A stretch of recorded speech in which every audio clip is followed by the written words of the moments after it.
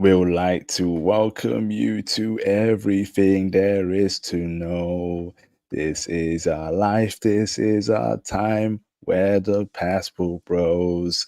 We'd like to welcome you to everything there is to know. This is our life, this is our time where the passport bros. We'd like to welcome you to everything there is to know. This is our life, this is our time where the passport bros. We'd like to welcome you to everything there is to know. This is our life, this is our time where the passport bro. Show. What's going on, brothers? What's going on? It's your dude, Mr. International Passport. We're here again for a future classic live stream. First and foremost, if you're here, let me know in the live stream chat. Person one, who's here? Mayday, check 1 2, check 1 2. Houston, do we have a problem? Can you hear me, Theo? Am I good? Are you all right? I can hear you, no problem. Yeah. Fantastic. Can you brothers hear me? Let me know, please, right now. Who's here? Introvert Life, awesome, fantastic. Give me a couple more ones. Who's here in the building? Am I clear, clean, and crisp across the board? Let me know if the audio is good. We have a very important stream. Hey, Al Henry, thank you, bro, for letting me know. Awesome. So let's get straight into it. So, brothers, welcome to another feature classic. First and foremost, make sure you hit the like button, please. Hit the super chats, hit the PayPal donations. That'd be greatly appreciated. And of course, please join the Patreon for stocks, crypto, and travel intel. One of the crypto that I spoke about on the Patreon is popping off right now. So if you read it and you go into it, well done. Aside from that, book your IT consultations via the Calendly link, which will be pinned in the description link below. And in the comments below as well. Book your IT consultations for IT guidance or any other features you want from me. And of course, cop the merch too. That'd be greatly appreciated. So let's get straight into it. Okay. The title of this live stream is I choose Brazil over Japan as a passport bro as my new home. Here's why. Okay. So Mr. Theo Waff is here. Okay, and we know he's probably the most knowledgeable black man in the history of mankind about Japan. Okay, so there was internal fighting between should I choose Brazil, should I choose Japan? Theo has officially chosen Brazil as his new home base. Big move, big move. So we want to congratulate Theo for making that step out the matrix, which is the goal for all of us. So I'm going to ask Theo this question, right? I think obviously, Theo, first and foremost, congratulations for making that choice. I remember over the past several months you were debating. We spoke about it previously in the streams. Why Brazil over Japan in the first place? What was it about Brazil that made you pick that over Japan? You have to think about purpose and why you're doing something. So ultimately, if you don't have a purpose when you move or when you go abroad, then it's going to be very hard for you to stay out there for an extended period of time. So one of the things I always say to you guys, again, my students, people I consult, is going to be what is your purpose? Like, why are you going to go out there? Now, a lot of guys find their purpose when they leave, but for me, there's no way I could do that. So when I was in Japan previously, one of my purposes for being there was to help foreigners adjust to Japan. And I would help them. I helped them relocate. I'd help them find jobs, those kinds of things. And I really knew what my purpose was in Japan. That was a very clear point for me. This time, I had to think long term. So I already know that I'm going to be working in Japan for about 5 years. So I'm working now in Japan. In fact, I just got done with a meeting right before the stream, and there's something to do for about 2 hours, 2.5 hours. So that's why I can get on here and stream with you. But there was, what can I say? There was nothing. What's I saying? I'm only going to be doing this for about 5 years. So I'd ultimately think what is going to be my ultimate purpose. And I looked at Brazil. It was actually Brazil versus Thailand. And I kept on debating between both of them, why I should go to one or the other. And I just thought, I have a greater purpose, a greater function. There's a lot more that I can do in Brazil than in Thailand. So why don't I go ahead and choose that one? So that's what happened. Interesting. So, okay, so you mentioned purpose there. Did you also have a criteria as to, okay, these are 5 key points that I'm more concerned about? Cost of living, let's say a woman, let's say food, weather. Did that also play a part in your decision to pick Brazil over Japan and Thailand? If so, No. what was your criteria? No, because I could, for example, I could marry a Thai woman and bring her to Brazil, and vice versa. I can marry a Brazilian and bring her to Thailand. So because I knew I could flip the country with women like that, that wasn't an issue for me. I looked at housing. This was a big thing. So my ability to buy a house, and in both countries, I could buy a 4,000 square foot house, which is one of the criterias that I had.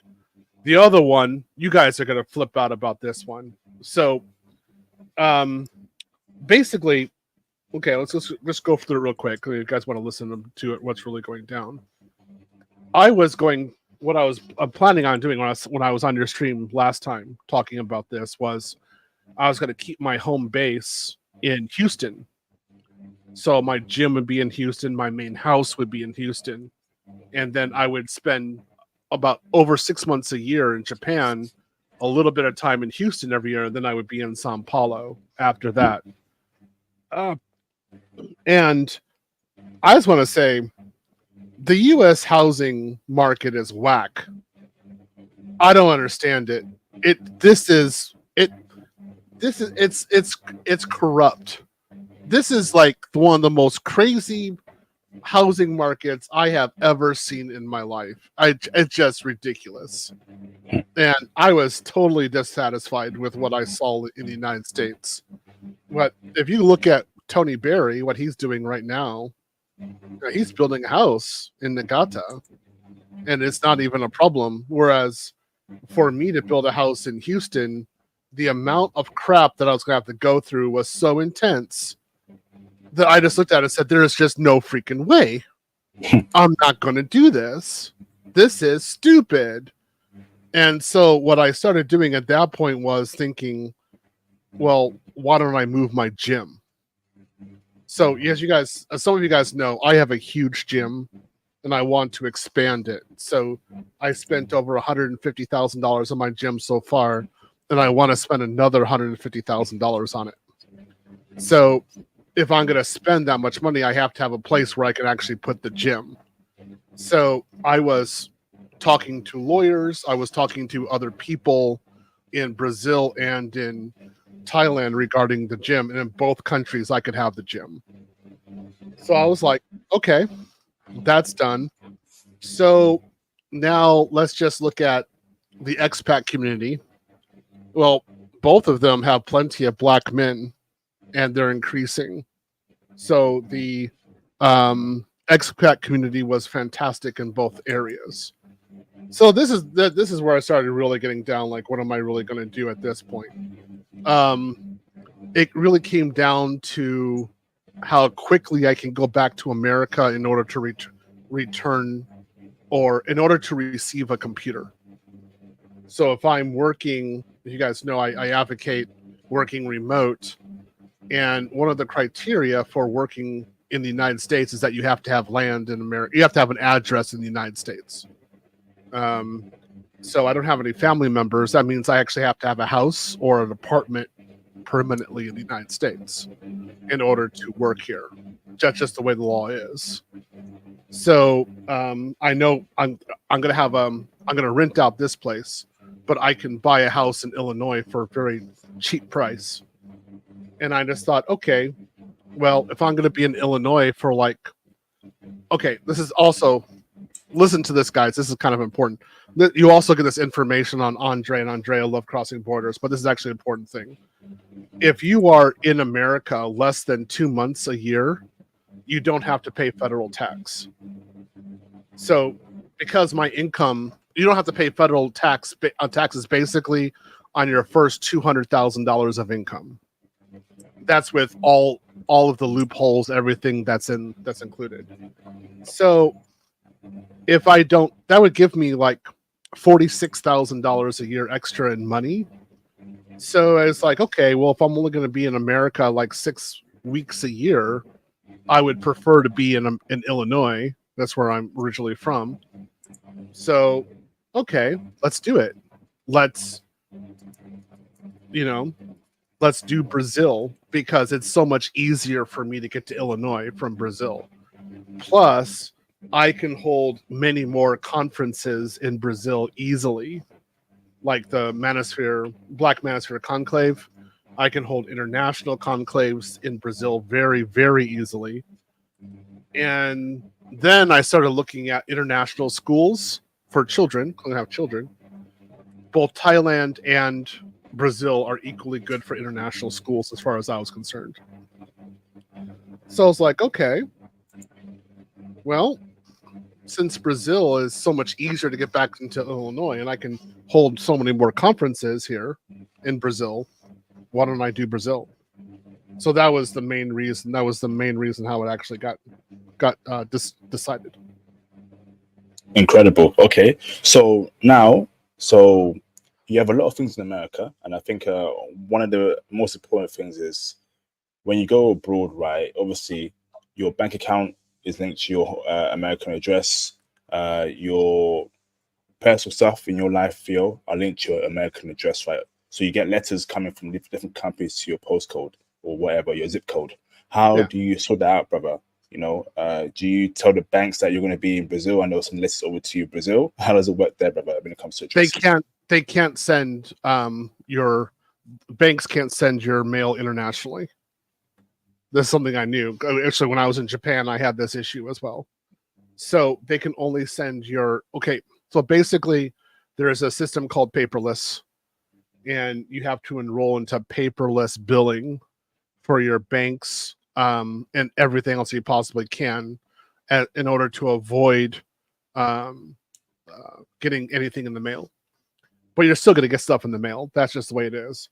So basically, you need to have a friend someplace that is looking at your house every once in a while. You need to have somebody who comes over and actually checks your mail. The other thing you need to do is you need to have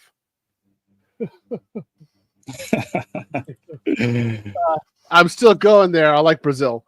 The other thing you need to do is have your internet access. So your VPN for work needs to be from your house.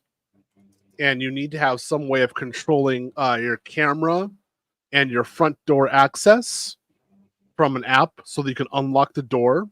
And you have cameras inside your house, which is what I have here. And then you need to have an ability to control your lighting, heating, things like that.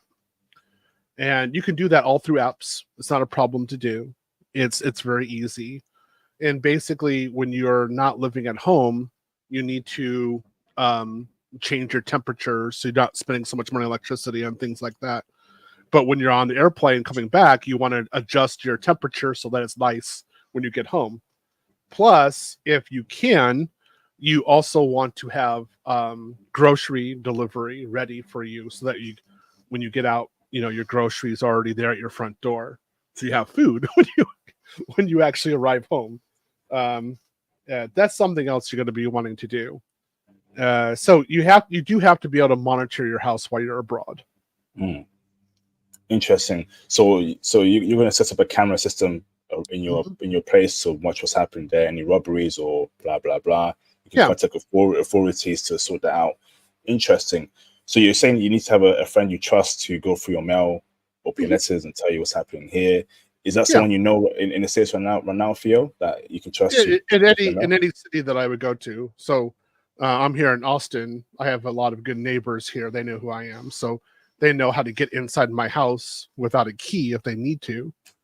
And then, but also I have security. I have cameras on all the doors, and I have the ability to unlock doors if necessary. So there's been times in which they've gone to my front door. I say hi to them, and I'm in Ukraine. So I'm like, hi, I see what you're doing. I see that you're there, right? Because it gives me a little alert that somebody's at my door, so I know what's going on. So yeah, it's, you know, that's just part of that kind of system that you're going to have while you're abroad. Okay, so Theo, why not rent out your property while you're in Brazil? Is that the plan as well? Rent out? No? No. Some of you people here who are listening to me do this. You guys will do Airbnbs. And I mean, I respect that. So you'll Airbnb your place out if you do this. I can't be asked to do that. I don't want anybody in my house. So I just want to be able to go home if I want to go home. If something goes south in the country that you're in and you need to retreat for some reason, it's nice to have a home. So you can just, there's no problem with that. You can just get on the airplane and go home. So that's the kind of comfort that I need to have. That's just a personal, subjective point of view. Now, there are other guys here who are listening to me. They're like, no way they're going to be Airbnb it out for additional money. I don't need the additional money. I'm loaded. I got plenty of money. So I really don't want somebody in my house. That's my main concern. Bill, why not sell your property now? Is there a reason why don't you just leave America permanently, sell your property, and live in Brazil permanently, and balance your time between Brazil? You can't work in America without an address in the United States. So I can rent this place out, which that makes sense because I'm not going to be here, so I just rent it out. So with the rent money that I make from this property, I can pay for all the bills in my house in Illinois. So why not do that? That just makes sense. But I don't want anybody in my house in Illinois. There's no way. I don't have to do. Okay. So, but Theo, why don't you sell everything in America and start a new life in Brazil? Why would I do that? That makes no sense. That means you have to start with a new identity. I'll say this to some guys. I've been all over the world. I mean, I've lived in countries. Some of you guys, when you go to another country, you're going to leave almost everything behind. So I did that when I went to Japan in 97. I left everything in my house in Illinois, and that's it. I had a one-way ticket to Japan. And then I paid for people to send me my things over to Japan. And there's a whole story about me getting my stuff from America, bring it over to Japan. It's just this long story. So some people do that. Some people sell their things and restart in the other country. I didn't want to do that. I have things that I like, so I would rather bring that over to the other country. I would say for guys who are listening, that's your decision. Now, as you get older in life and you have more things, and if you're going from country to country, why you would be selling all of your things to each country, I don't understand. Because it lessens you, and it's not cool. So you want to have some attachment. So, other thing too is that if you are into gym equipment, for example, me, then if you're in your gym equipment, then okay, so Brazilian gym equipment is not as good as American gym equipment, nor Italian gym equipment. So when I was in Sao Paulo last time, I was actually looking at the quality of their gym equipment a lot. And I said, there's no way I want my gym equipment. So this was a deciding factor against Japan, to be honest. Japanese gym equipment is not as good as American gym equipment. So I didn't want to be permanently in a country where if I brought the gym equipment over, the tariffs would be prohibitive from me actually bringing my gym to Japan. even if I lived in the countryside. So I said no to that, and I didn't want to have Japanese gym equipment. But for Brazil and Thailand, everything works. So also for Panama, Colombia, also everything works for there as well. Interesting. So would you say, right, if a brother has the opportunity to buy a property in America, UK, Canada, Western countries where the real estate value does appreciate quite well, he should buy it, okay, and still go abroad, but his property in the West, Airbnb out, or leave it as it is if you can afford it, but have something in the West where property and it can grow and increase over the years. Is that a good plan? Well, okay, hold on. The first thing is that you have to have an address in the United States where you can, where they can send things. So this address thing is a major thing. This cannot be underestimated. So if you don't have an address, you cannot work in America. So this is number one. You have to think about it. So then the next thing you have to think about is, if what is getting access to that wherever you're going to live, how easy is it to get access to that place? So, if, for example, I'm going to be living in the middle of nowhere. One of my considerations is how easy it is for me to get transportation from either St. Louis or Chicago or Indianapolis to my hometown. That's a consideration. That's a major logistical consideration to consider. So that's something I have to think about. Now, for you guys, if you want to put a down payment on a property and then Airbnb it out and use that money to pay for your home while you're gone, all the more power to you. When I was in Japan, I knew guys who did that. That's a very smart thing to do in case something happens. And if you're younger and, especially in your 30s and you decide to do that, that makes total sense. I'm totally down with that. Me now, no way. I'm not going to do that from a personal point of view. The other thing you guys have got to consider is that some jobs will not allow you to work remotely outside the country. So you have to have a VPN in order to hide where you are. And the only way you can do that is if you have a VPN to your house.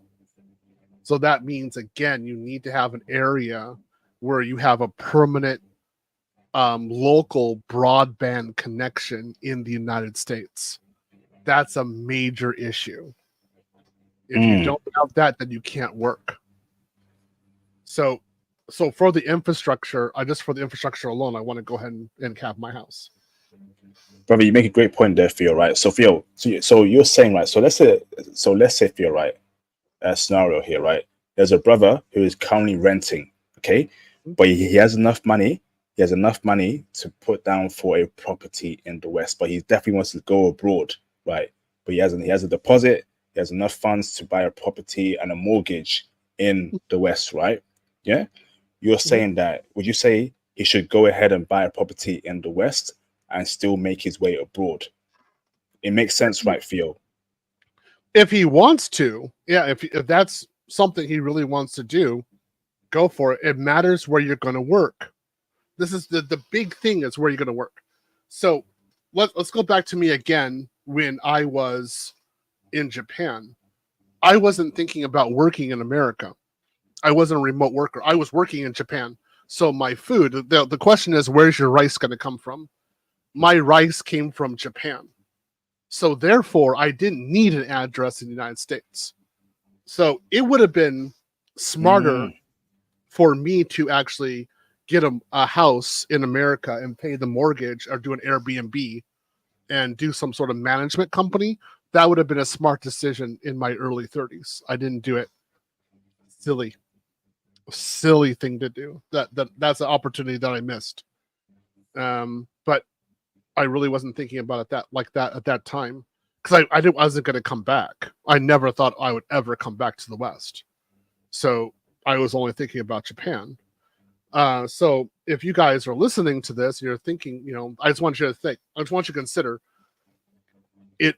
Getting a mortgage on a house and have Airbnb being it out while you are abroad is a decently smart financial decision to do.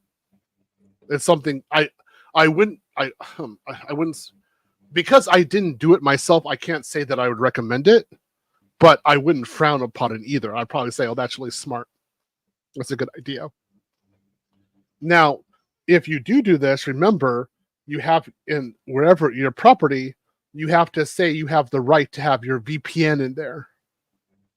So you have to have a separate broadband connection, which is different from the broadband connection you have for your residence, so that you can maintain your internet connection for work. You have got to have that. This is mission critical. If you don't have this, it's not going to work. Because if they start doing tracking on you, and then they say, "Oh yeah, we noticed that you're in Tanzania." Okay, we don't want you in Tanzania. You're fired, right? So you have to really think about that, right? You need to make sure that you actually have a VPN connection to your house and that you can properly maintain it. So this means also, guys, got to listen to this. IP just talked about who's going to take care of your mail. You have to have somebody smart enough to not only take care of your mail, but to also administer your VPN connection if you need it. They've got to be able to come into your house and reboot your system if you really need it while you're abroad. Okay, Sophia, right? All things are pointing that I think it's more worth for brothers to have a property in the West, right? I think it just makes sense. It's worth having a foundation in the West. From what I'm hearing so far, because I was just thinking, like, I speak to other brothers, they wanted to leave the West completely. They got money to buy a property, they won't do it. They want to get out of it completely.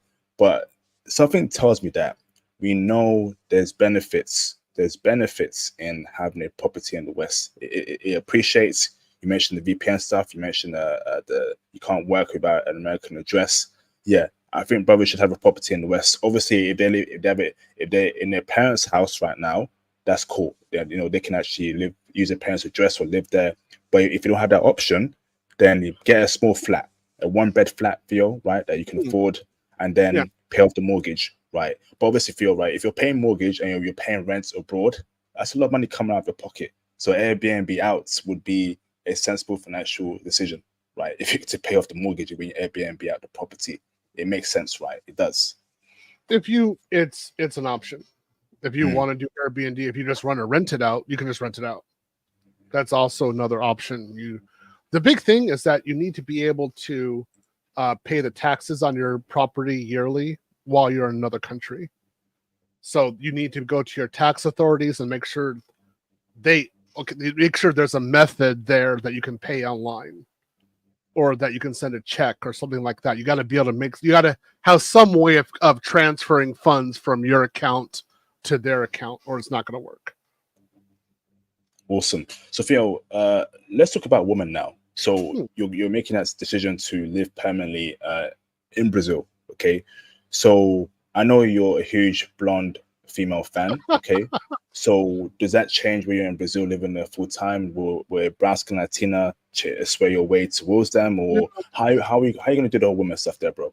No, I was just talking to El Guapo about this over the weekend, actually, and I really separate the female situation from where I'm going to live. So I had to think about where I was going to live, where I was going to be happy, where I was going to have a standard of living, my base of operations. I decide that first, and then I think about the woman. But it's me first. So the woman situation is up in the air. I don't really care at this point.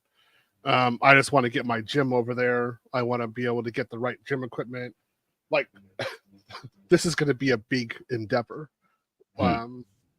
We're talking like, I want to spend another $150,000. It's going to cost me at least $50,000 to transfer the equipment over to Brazil. So I need to make sure that I have the right logistics involved. This is a major thing. So I'm not really thinking about females at this point. I'm just like, I don't care. There's women in Brazil. There's women in other countries. I can import one. if I really want a Ukrainian, like I've talked to the Ukrainian women about it. Some women are like, I want to stay in Ukraine, and some are like, hey, you're gonna be in Rio? Okay, cool. I'll move there with you. I got no problem with that. Right. So I mean, I'm probably gonna be in Rio, to be honest. Rio de Janeiro is gonna be the city I'm gonna go to. So there's options. I'm not really that worried about it at this point. Okay. Have you bought your condo already, or are you looking to buy a condo in Rio, or big house in Rio? Is that the plan? No. Okay. So I know areas where I can buy homes over 4,000 square feet. And the homes have swimming pools and tennis courts. So what I'm looking to do is convert a tennis court into my home gym. Now this takes a long time to do. This is a process, you guys. So I just want you to understand, anybody listening here, you have got to be very careful about the process. You cannot play around with this. So in my case, this is a big thing. I don't have a Brazilian tax ID. So I need to go back to Brazil and go get a tax ID. So I'll be in Brazil next next year in the spring. I'll be there because I'm going to be shooting some. I'm going to be making, I don't know, some content, not adult content, but I'll be making content down there. You don't want me to adult content, believe me. I would be gross. But I'm going to be making a video series. I'm going to be producing it. So I need to be in Rio for about 2 months next year. So while I'm there, I'll be talking to lawyers about everything I need to do. So on my tax ID, I need to have my bank account established. Then I need to have the mechanism whereby my Brazilian bank account can communicate with my American bank account. Now, why is this important? Okay. Anybody listen to this? I'm going to need to transfer $400,000 to Brazil in order to buy the kind of house that I want. Now, $400,000 in Rio for a house, I'm buying a pretty good house, like top of the line, which is entirely correct. I will be buying that. So I need to make sure that if I transfer $400,000, that it doesn't just disappear.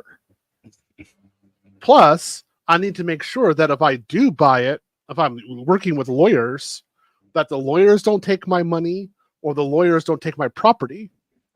So I need to make sure the government respects and honors my purchase in Brazil in a Brazilian court of law. That's why I'm going to be going there in the spring next year and actually talking to people and making sure everything's legit. Because, if I send the money over and it just disappears, people will be laughing at me at the conclave all over the place, right? So, right. So I have to make sure this is actually legit. Everything is good. It's again, guys, really focus on the process and you'll be okay. So obviously, to avoid that, to avoid that happening, and hopefully it doesn't happen to you. So I'm guessing you're going to get a reputable Brazilian lawyer. And I'm assuming, Phil, you're going to also learn Portuguese yourself by then, so you can. Yeah, I'm learning Portuguese, but I'm also bringing somebody down there that I trust to actually act as my representative, and it's somebody who knows people in Rio. So then I will get, I'll be able to pay for the lawyer, and that's how this will work out. I know that I'll have proper representation in a court of law, and then that person can work on everything. Plus, if I do buy the house, then I get automatic permanent residence in Brazil. So I want to make sure I have that permanent residence so that when I go through immigration, they don't treat me as a foreigner. They're like, hey, you're Brazilian. Come through the right gates. That's what I really want. Fantastic, bro. Fantastic. Let me run through super chat. I got a couple more questions. Shout out to Stephen P for the support. Appreciate you, bro. This stream is pure gold. Thank you, Theo and IP. Theo, what What would be your routine for learning Portuguese? I have been studying John Whitlam's grammar guide, a virtual tutor weekly, and Pimsleur daily. Pimsleur Daily is actually pretty good. I like them. I'm a big fan of them. I use Living Language also. Another one that I use, Routledge. This is another one that I like using right here. This is from Routledge Press. I've used them for all of my languages. To be honest, I got the books from them up there. 501 Portuguese verbs. You can also get 1,000 Portuguese verbs off of Amazon. You can do quite a lot. There's a lot of books. What I always say is focus on your verbs. So understanding the verb, how to conjugate your verbs first, and then understand the differences in the verbs. So in Portuguese, just like in French, there are 3 main differences of verbs, 3 main classifications. You need to be able to understand what those are and how to conjugate your verbs based upon them. And then you're just mass learning verbs as fast as you can. I always say, once you get your verbs and your conjugations down, the rest of the language is butter. It's just so easy. You can just instantly learn the language. So spend some time on the grammar. You got a lot of guys there who, for example, they say they're fluent in a language, and they can only say like I eat, or I ate, or I will eat. That's it. That's as far as their verbs eat. So like I would eat, or I would have eat, or I will have eaten, or I had eaten. They can't say that. Or if I were you, I would not eat that. They cannot say these kinds of phrases. So therefore they say they're fluent, but they're really only talking at about a 2nd grade level. So you need to be able to understand your verb cases. This is a big thing. So I usually spend a lot of time there. Thank you. Shout out to Helina for the support. Thank you, Helina, for the support there. Thank you very much. Shout out to Helina again for the support. Hello from England, the West Country. Does the food addictive industry come into the critical analysis of women's behavior in the US? Huh? No, wait for our next first super chat. You'll see what she's saying. We don't think we really care about that. This here on this channel, we're thinking about Black Western men and how we're going to other countries. So what Western women are doing, that's their own decision on their own. Facts, absolute facts. I don't know, that's not enough to do the stream. Shout out to Lena again for the support. I think it's unfair to lay into the American ladies. Interesting. They are subject to the system over there. Wow. If you like critical analysis, look deeper into the system over there. Go easy on the ladies. You know how that feel? Helena, we only have 5 things to say to Western women. Good morning, good afternoon, good evening, good night, and goodbye. That's it. And that's what we say to women in the West. You're on your own. So if you want to talk about critical analysis, go talk to a bear. I think the bear can do critical analysis with you. You're on your own, honey. You're on your own, Helena. You're on your own. Shout out to Mr. Royal Black for the support. Royal, salute to you, brother. Theo, are you looking to get into any farmland or fruit trees in Brazil? Is it easy to get land with those things on it? What service helps find a house? I'm not going to do that because I do not. My father grew up on a farm. I know what it's like to be on a farm. I don't want to be on a farm. That's not me. Fruit trees? Nope. I don't want fruit trees. That's just not my thing. I want a Eleiko, Rogue, Prime Fitness. I want exercise equipment. That's what I'm into. If you guys are into that, go for it. You can buy that in Brazil. Yep. So if you want to buy that kind of stuff in Brazil, 100% you can do it. I'll tell you guys later on once I get lawyers involved. Like I've got one right now, but I really need to be in Brazil. I need to do some face-to-face communication. If you want to do that, you can. You can also do it in Colombia. There's nothing to stop you from doing it. The laws are very much on your side. You can actually, as a foreigner, without a permanent resident, you can actually buy the land and do that. So yeah. Awesome. So Theo, right? You were in Japan for, was it 16 years, if I'm not mistaken? 16 years. Yep. But there's also a lot of ties to Japan. There must be an emotional connection to Japan, right? Now I know you mentioned that your purpose is in Brazil, but can I ask you genuinely, Theo, right? Now we've both been to Japan.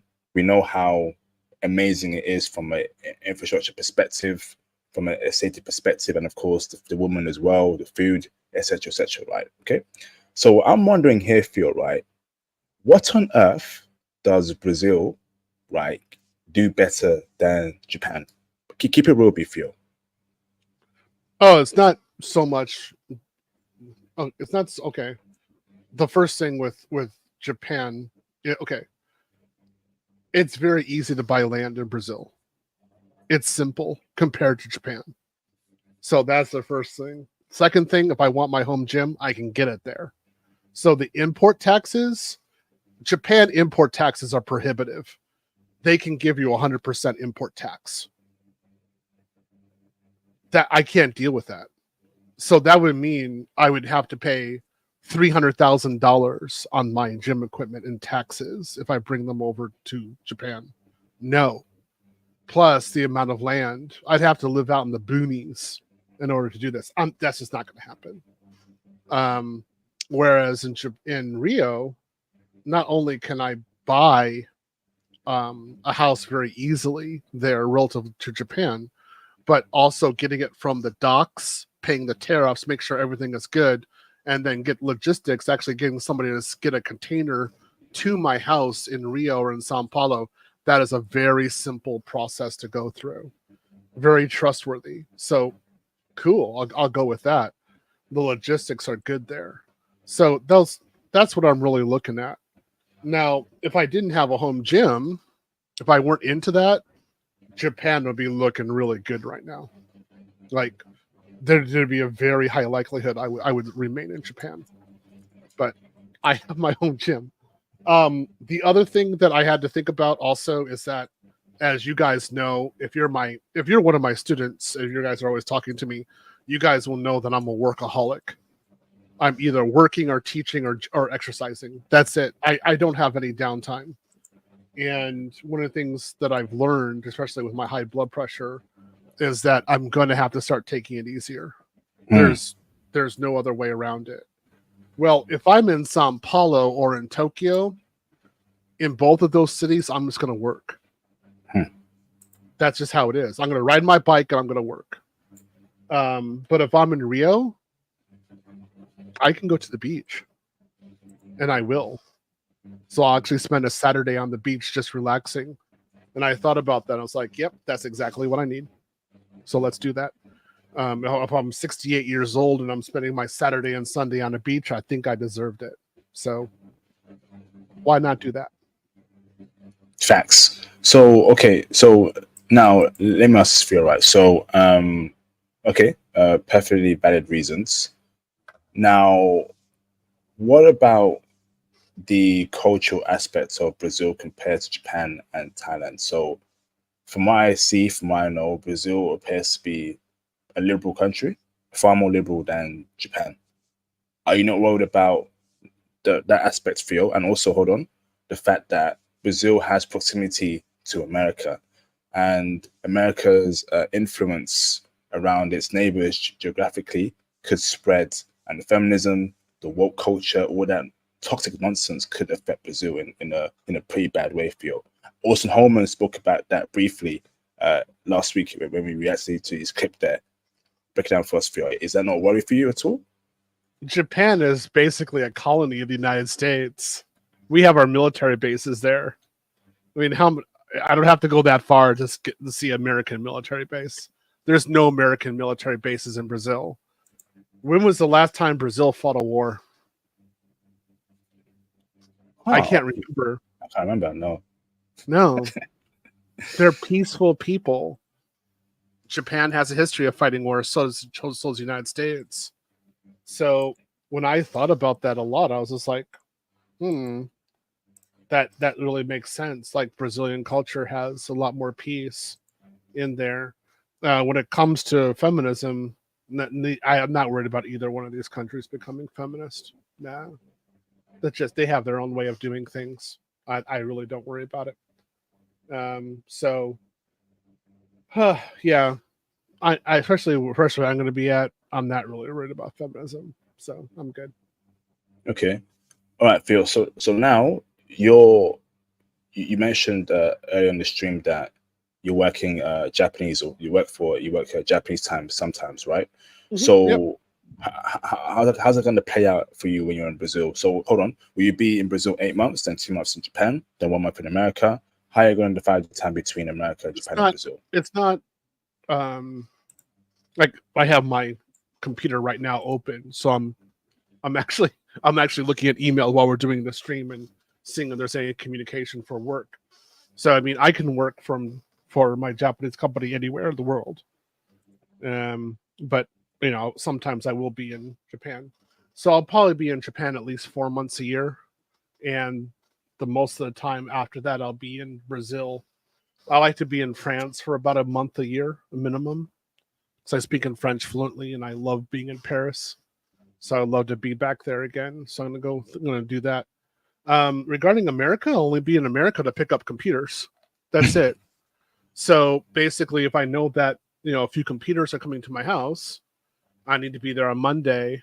So that means I need to fly on Saturday, get to America, get to my house by Sunday, get in my house, make sure everything is good, get my computers, and could do all my initial setup, make sure everything is good there.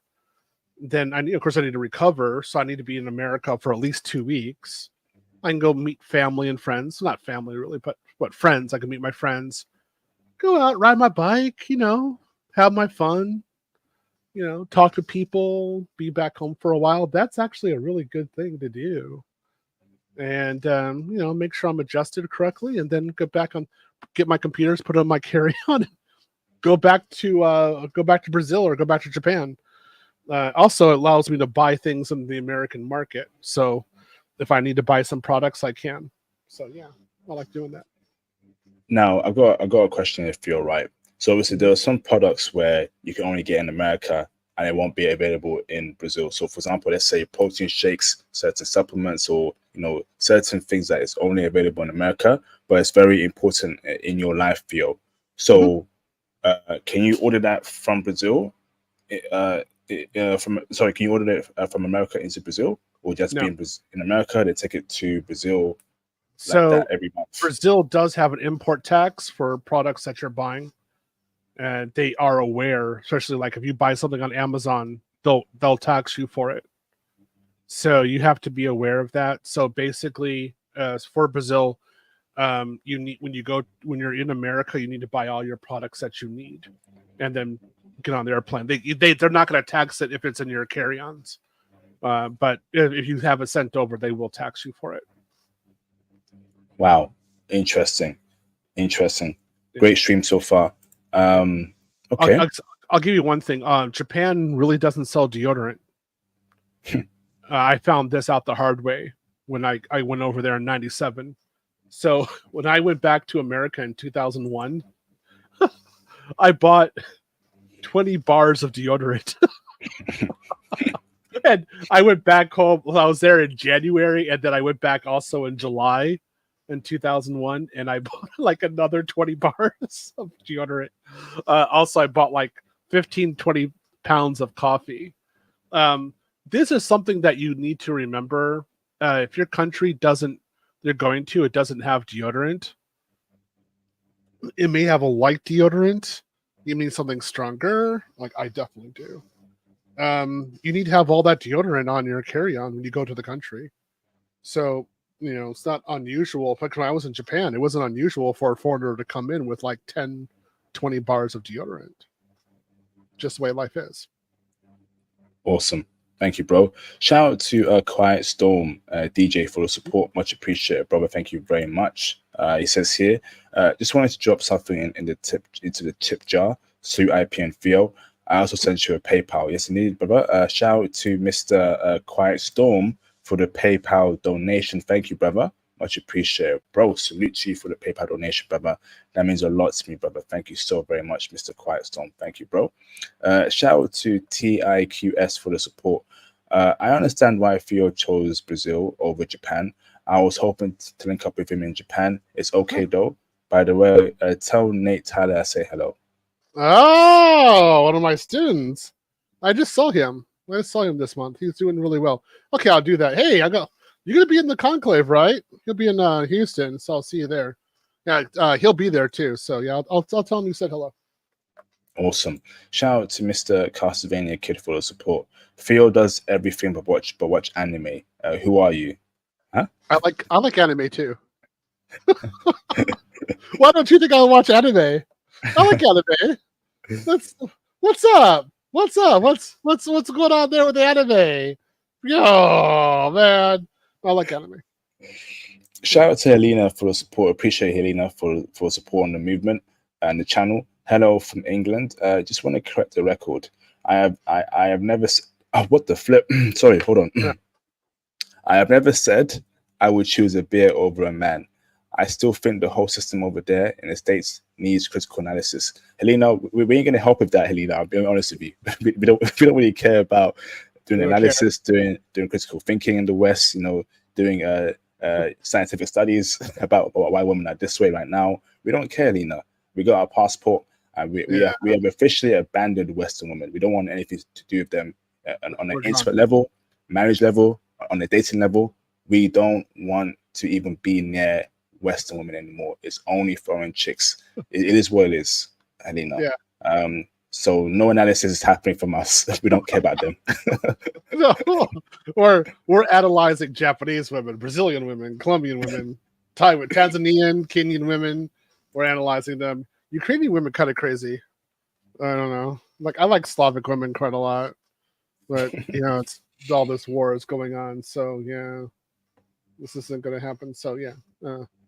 Oh yeah. Shout out to TIQS for the support. Theo, yes sir, I will be at the conclave. I can't wait to roast. I can't wait for you to roast my Windows laptop. LOL. Of course I will. You're not going to do that. Yeah. So you have as long as you have 8 gigs of memory on your computer, that's fine. But as my students well know, if you have a problem doing something and you're going between PowerShell or Git Bash, I just start roasting you because I'm so sick and tired of Windows machines and doing IT work on them. So I'm like, why don't you have a Linux system, right? So why aren't you using Linux? So I'm using Mac because underneath it's OpenBSD, so it's easy for me to do the work on it, right? So I'm going to be critical on it very immediately, of course. So anyway, that's why I have an assistant, basically, as guys know in the class. I actually do have somebody who helps me. He's the Windows guy, so he helps you do the configuration in Windows. I just sit there and laugh at you that you're actually using Windows. Well, I'm so bad. I don't know. I'm bad. What can I say? Wow. So Theo, this would be a big move. Is there ETA? Is it 2030? The plans to move out there? 2035? No, 2026. That's when it's going to start. So basically what I have to do is I have to buy the house first in Rio. That's the first establishment. And then make sure everything is legit. Like all the documents are there. I got the keys to the house. Everything is there. And then I have to pay a company to convert my tennis court into a gym. So while that's going on, then I have to get transport. This is a big thing. So I got to get containers, and then they have to come to my house here, and they have to start loading the gym equipment onto the containers. And then this is going to take about a year to actually transport everything over. So one of the things I want my gym to have is a very specific look. All the stuff that's kind of cool that I want has to go in the first container. A certain amount of gym equipment has to go over first, and then I can do another one. Then I have to buy the house in Illinois. Everything that I need for my house in Illinois has to be transported to Illinois. Then I have to make sure this house is totally empty. Oh, also the dogs have to go to Brazil. Then I want more dogs, so I'm going to buy 2 more dogs here in Texas. They have to go to Brazil also, right? So then I have to make sure I have somebody taking care of my dogs in Brazil. I have to have electronic monitoring system in my house in Rio as well. That all has to be set up. This is a lot of steps. So then once I know everything is good, then I can start renting this place out, give it to a management company. This house is good. I know how to pay the taxes. I can do it all online. I know how to pay the taxes also with my house in Illinois. Make sure that's set. Internet connection is set correctly in both areas. I'm good. Yeah, we ready. I can rock it. Once you get Brazilian citizenship or residency, right? Residency, yeah. So hold on. So if you have 2 questions here, right? Before you get Brazilian residency, okay? Do you pay taxes in America only? And after you get residency in Brazil, do you don't pay taxes in both Brazil and America? No, you only pay taxes in America. Why is that? How would the Brazilians know what money you're making? So my money that I'm making in Japan, how would the IRS know that I'm making it right now? They don't know. It's impossible. The money stays in Japan. I don't bring it out. So they wouldn't know. It's impossible. So same thing in Brazil. They wouldn't know that I'm making money in America or in Japan. That would be oblivious to them. They just know that I have a house. That's it. Interesting. So, brother, the job you have in Japan, you're getting paid in yen as going to a Japanese bank account. Mm-hmm. Okay. And when you're in Brazil, you'll be remote working. You're getting paid in dollars, right? That's going to an American bank account, and you're going to spend that dollars from that American bank account in Brazil. To tell you the truth, what I would probably do is I would do a transfer from my American account to my Brazilian account.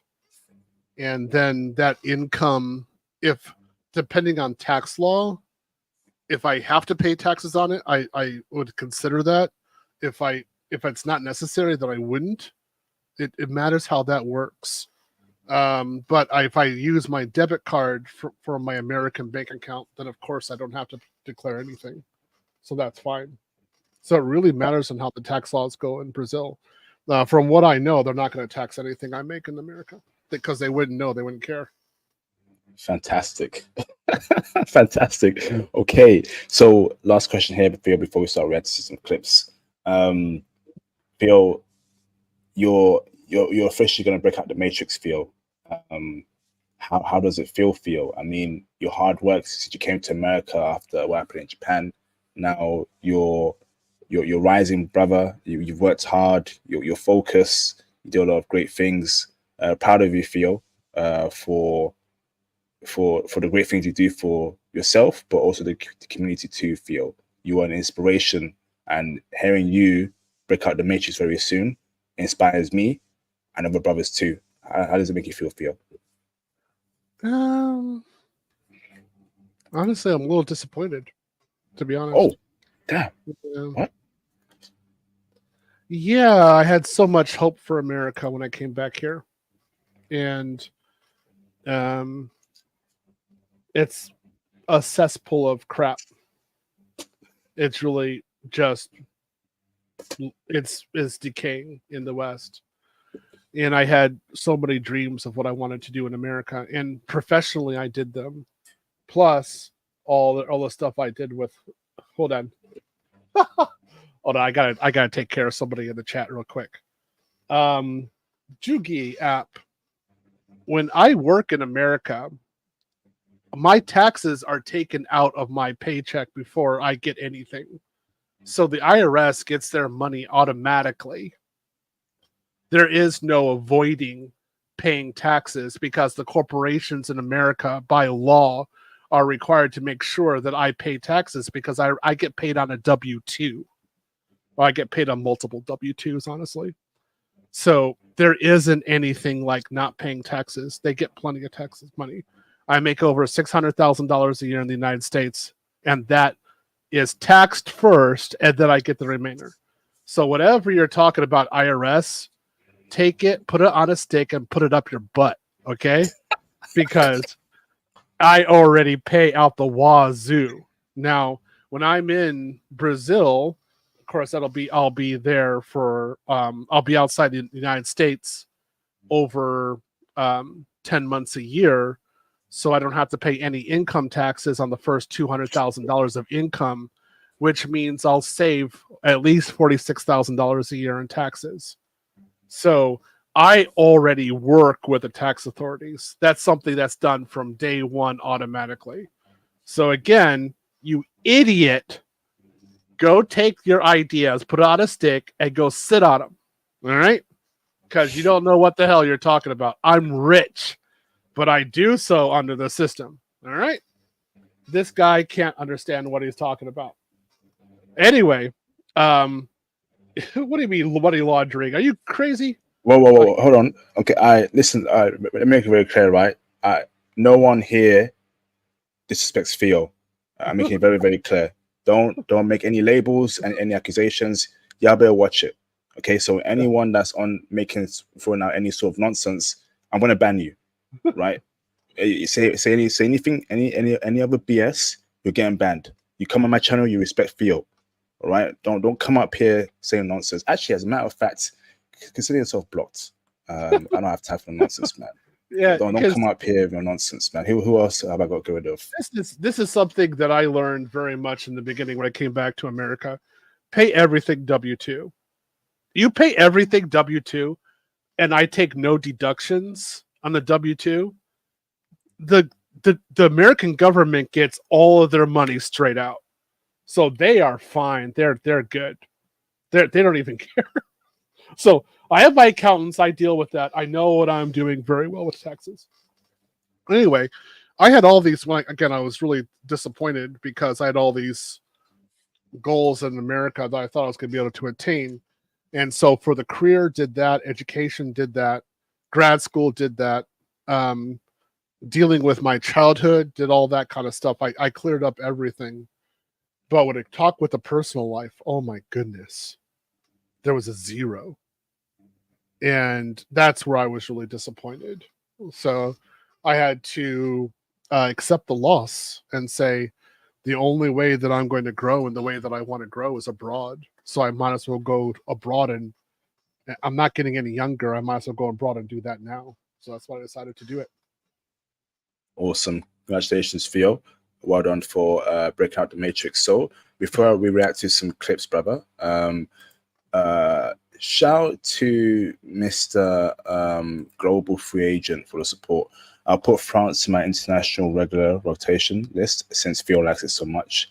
Good work, IP. Thank you for the support, brother, and the kind words, much appreciated, bro. Shout out to Mr. Helina for the support again. Hello, I am Gen X. Oh, this is very surprising to me. We used to get along so well. I blame Liz II and the whole eugenics thing. Okay, Liz, I don't know. Liz II, what is that? Like, is that an English thing? UK thing? That does sound UK. That sounds like our ex-Prime Minister, Liz Truss. Is that who you're referring to, Helena? Yeah, I guess so. Again, I'm also Gen X. No, I just want to say, like, when I was outside the United States in my childhood, and then in the 90s, early 90s, I saw the problem at that point. Foreign women were treating me wonderful, and Western women were treating me not wonderfully. And I was like, why even date Western women? And that's in the early 90s. Now, forget it. No, we're done. So it's over. It's done. That's why we have the passport bro movement. There's an increasingly number of guys who think exactly the way that I do. they've given up and they're leaving. Now, I just want to say this is something that has happened for a long time. Even in the 60s, this was going on. In the 40s and the 50s, this was going on, but it really picked up in the 60s. So white guys have been doing this a long time. It's just what's new is that there's a lot of black guys who are now getting involved in this. So IP and I are hoping to open up the doors to black men to educate them. And also, there's other guys on YouTube who are doing this and helping black men to go out to other countries. For example, El Guapo's in Thailand, Andre and Andrea Love Crossing Borders. Who else? Skylar, Jay Fleming, he's doing it. Kings and Dreams, yeah, he's doing it too. So there's a lot. Austin Holloman too, although he's kind of up and down right now. Yeah, just the plane was working correctly. Now it's kind of like topsy turvy. So there's guys out there who are actually doing it and working on this. It's done. You can't.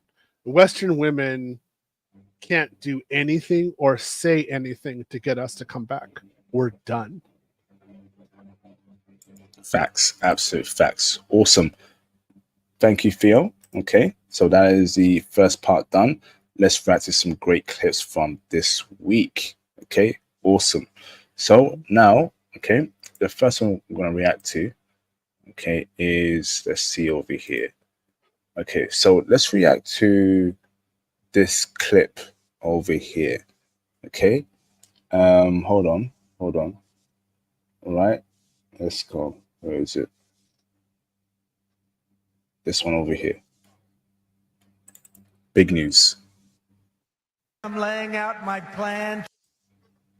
This afternoon, I'm laying out my plan to ensure that the United States will be the crypto capital of the planet and the Bitcoin superpower of the world, and we'll get it done. If crypto is going to define the future, I want to be mined, minted, and made in the USA. It's going to be. It's not going to be made anywhere else. And if Bitcoin is going to the moon, as we say, it's going to the moon, I want America to be the nation that leads the way. And that's what's going to happen. No, you're going to be very happy with me. You're going to be so happy. You're going to say he's the greatest guy. That's why I'm proud to be the first major party nominee in American history to accept donations in Bitcoin and crypto. And they've made a lot of them, I might tell you, and I appreciate it. Since we made that announcement on May 21st, we have already raised $25 million, much of it in Bitcoin, crypto, and others that are very, very good also. So you just seen here, brothers, right? The former president of the USA, Donald Trump, has officially endorsed crypto. Now, we have spoken about crypto on this channel numerous times. Phil is in crypto. Brothers I know are in crypto, etc., right? And crypto is going to change a lot of brothers' lives. Okay? So if you want the crypto bull run to happen, if you want crypto to go to the moon, then you know who to vote for. You know the guy to vote for, because crypto will play an important part for financial freedom, you know, getting out the matrix, doing what you want to do abroad. And you want to be supporting someone that will, okay, help push that bull run to happen, right? So this here is very important in this space right now. Very important. What's your thoughts on this particular comment by Trump here, Theo? I think this is good. I fully support what he's saying here. You notice no other party is talking about this, but he is. He's actually talking about this is a big thing. And you know, the first time we saw Bitcoin go to $60,000 was under his administration. So I think this is a good thing. I'm very much for it. At least he's talking about it. The other party is not.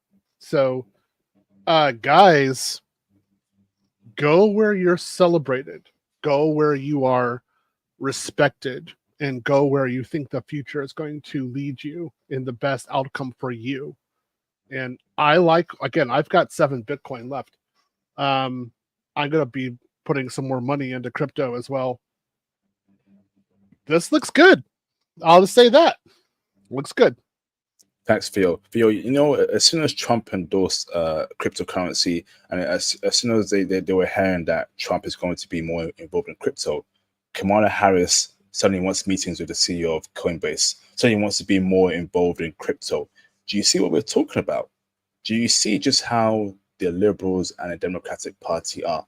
They don't want the best interests for brothers, for people in general, when it comes to generating wealth, right?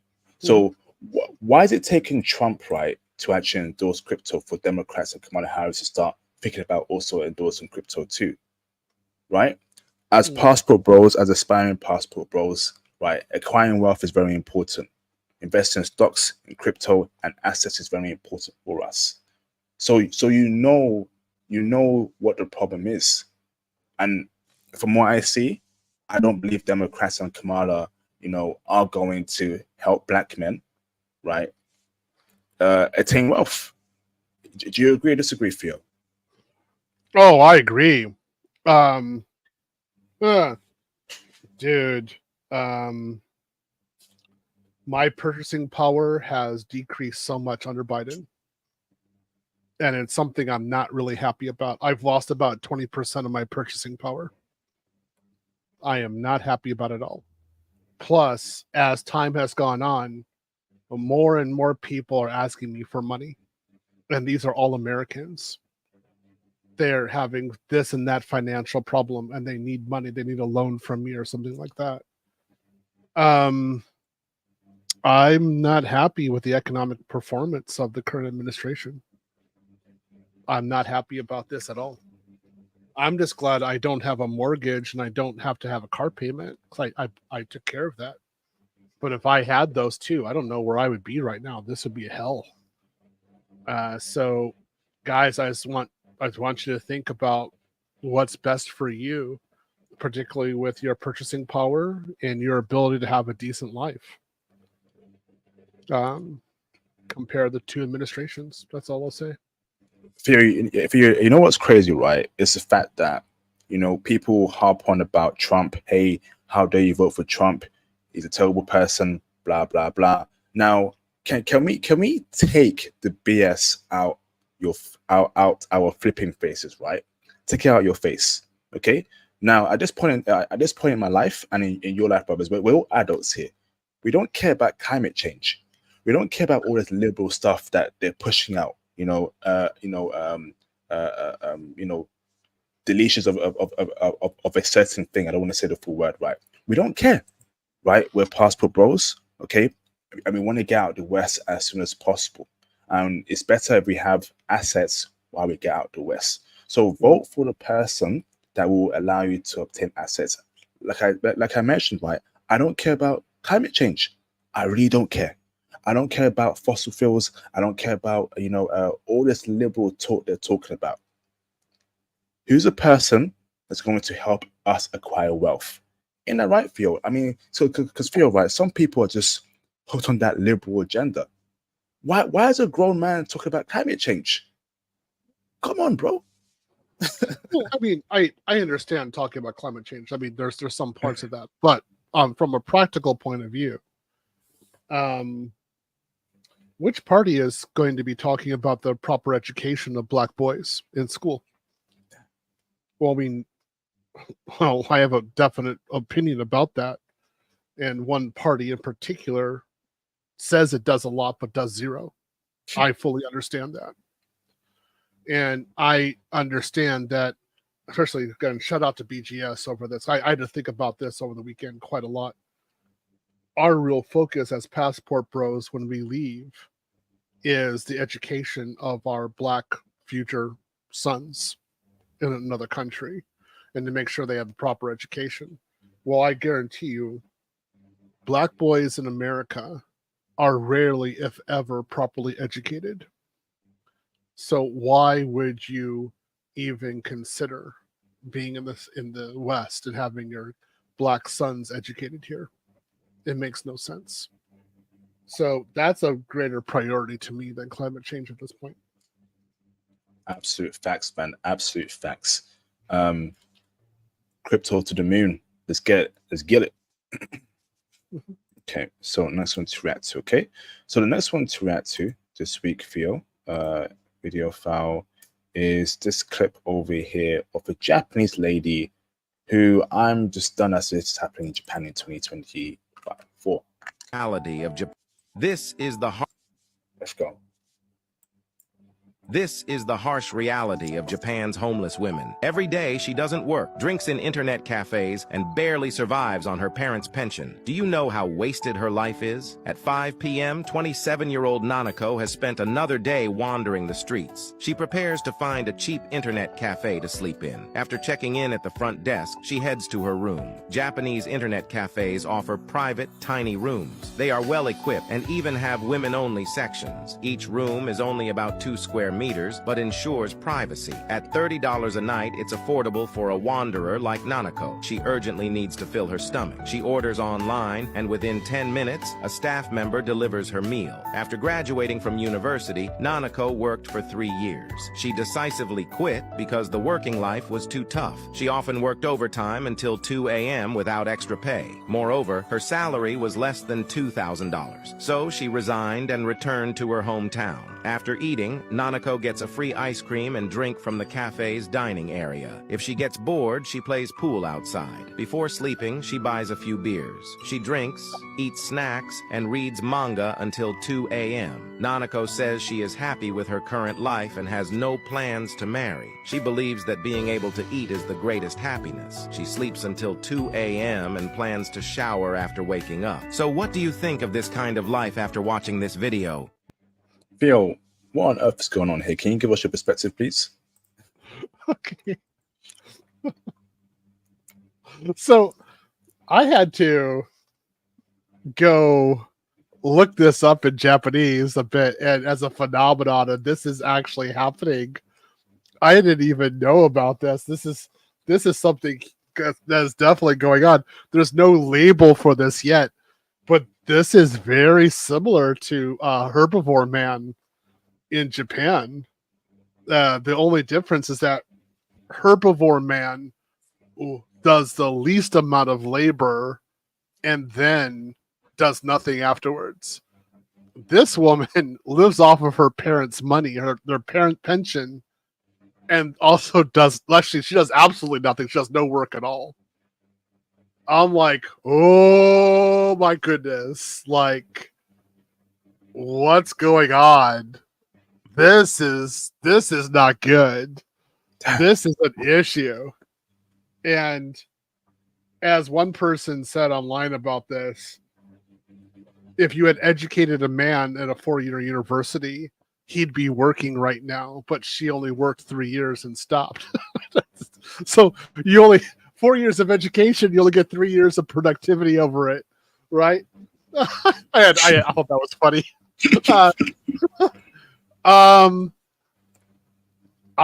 This is whoa, because as the Asia, Japan and Korea are pretty good indicators of what's going to come to the West next, right? So if this is going to come to the West in the next 15 years. Oh, I can see this company. This kind of thinking. Yep, I can definitely see it coming.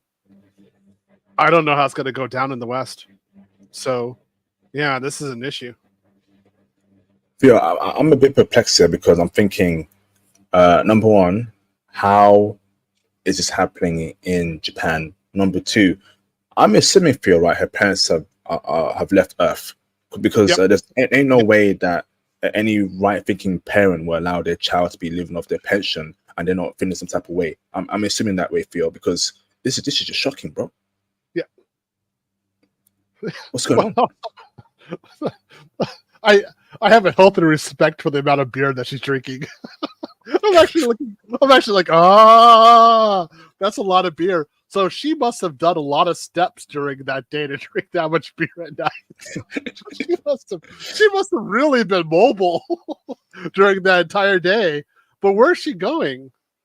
So the prices that she's paying, she could get a 1-bedroom easily in her hometown and then go out and actually go grocery shopping and do all this. So why isn't she doing that something's wrong. You know, she's suffering to some degree, I would say. But I saw women like this again, 2010, 2011. I did see some women who kind of like were going in this direction in Japan, right? Yeah, and so this is 2024.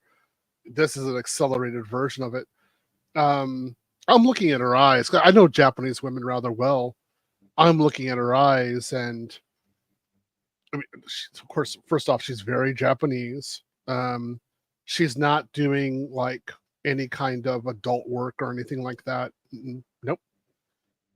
She's a little bit lost, but she's not in a dangerous point of being lost. She still has some structure in her. So I don't even know where she's going to go. I like what the chat is saying. She's not just good looking girl. She's beautiful. She's a beautiful girl. She's a beautiful Japanese girl. You know, before she would just get married and start necking out kids. She doesn't even want to do that. She doesn't want to have family or anything. It's just going from place to place and drinking. Sounds like a good life. Do we have to worry about this being a problem? Do we have to worry about this being a problem in Japan, brother, in the future? Are you telling me the majority of Japanese women could lean towards this kind of way of life, or is she a minority here? Well, not how many children would actually have a pension from their parents like this. That's not going to happen that often. So most of Japan works. This is a big thing. All I can say is that there is herbivore man, and maybe this is herbivore woman, and maybe that's going to be a term that comes out. I should go look this up in Japanese. So maybe this is going to be an example of herbivore woman, and this is going to continue for a certain amount of time. I don't know. I feel sad for Japan if this is true, though. But if they get 5% of Japanese women doing this, this is not good. This is really not good. This is going to be an issue. Yeah, because what's she going to do when she's 40 years old? That pension's going to run out. So she's done nothing for 13 years. She's not going to get married. What's she going to do then?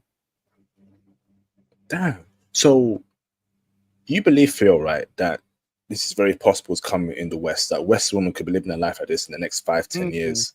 Flipping heck. Yeah, you'd have a certain amount of women who would be doing this in the West as well. But I think that Western women ultimately would just go to OF. Damn.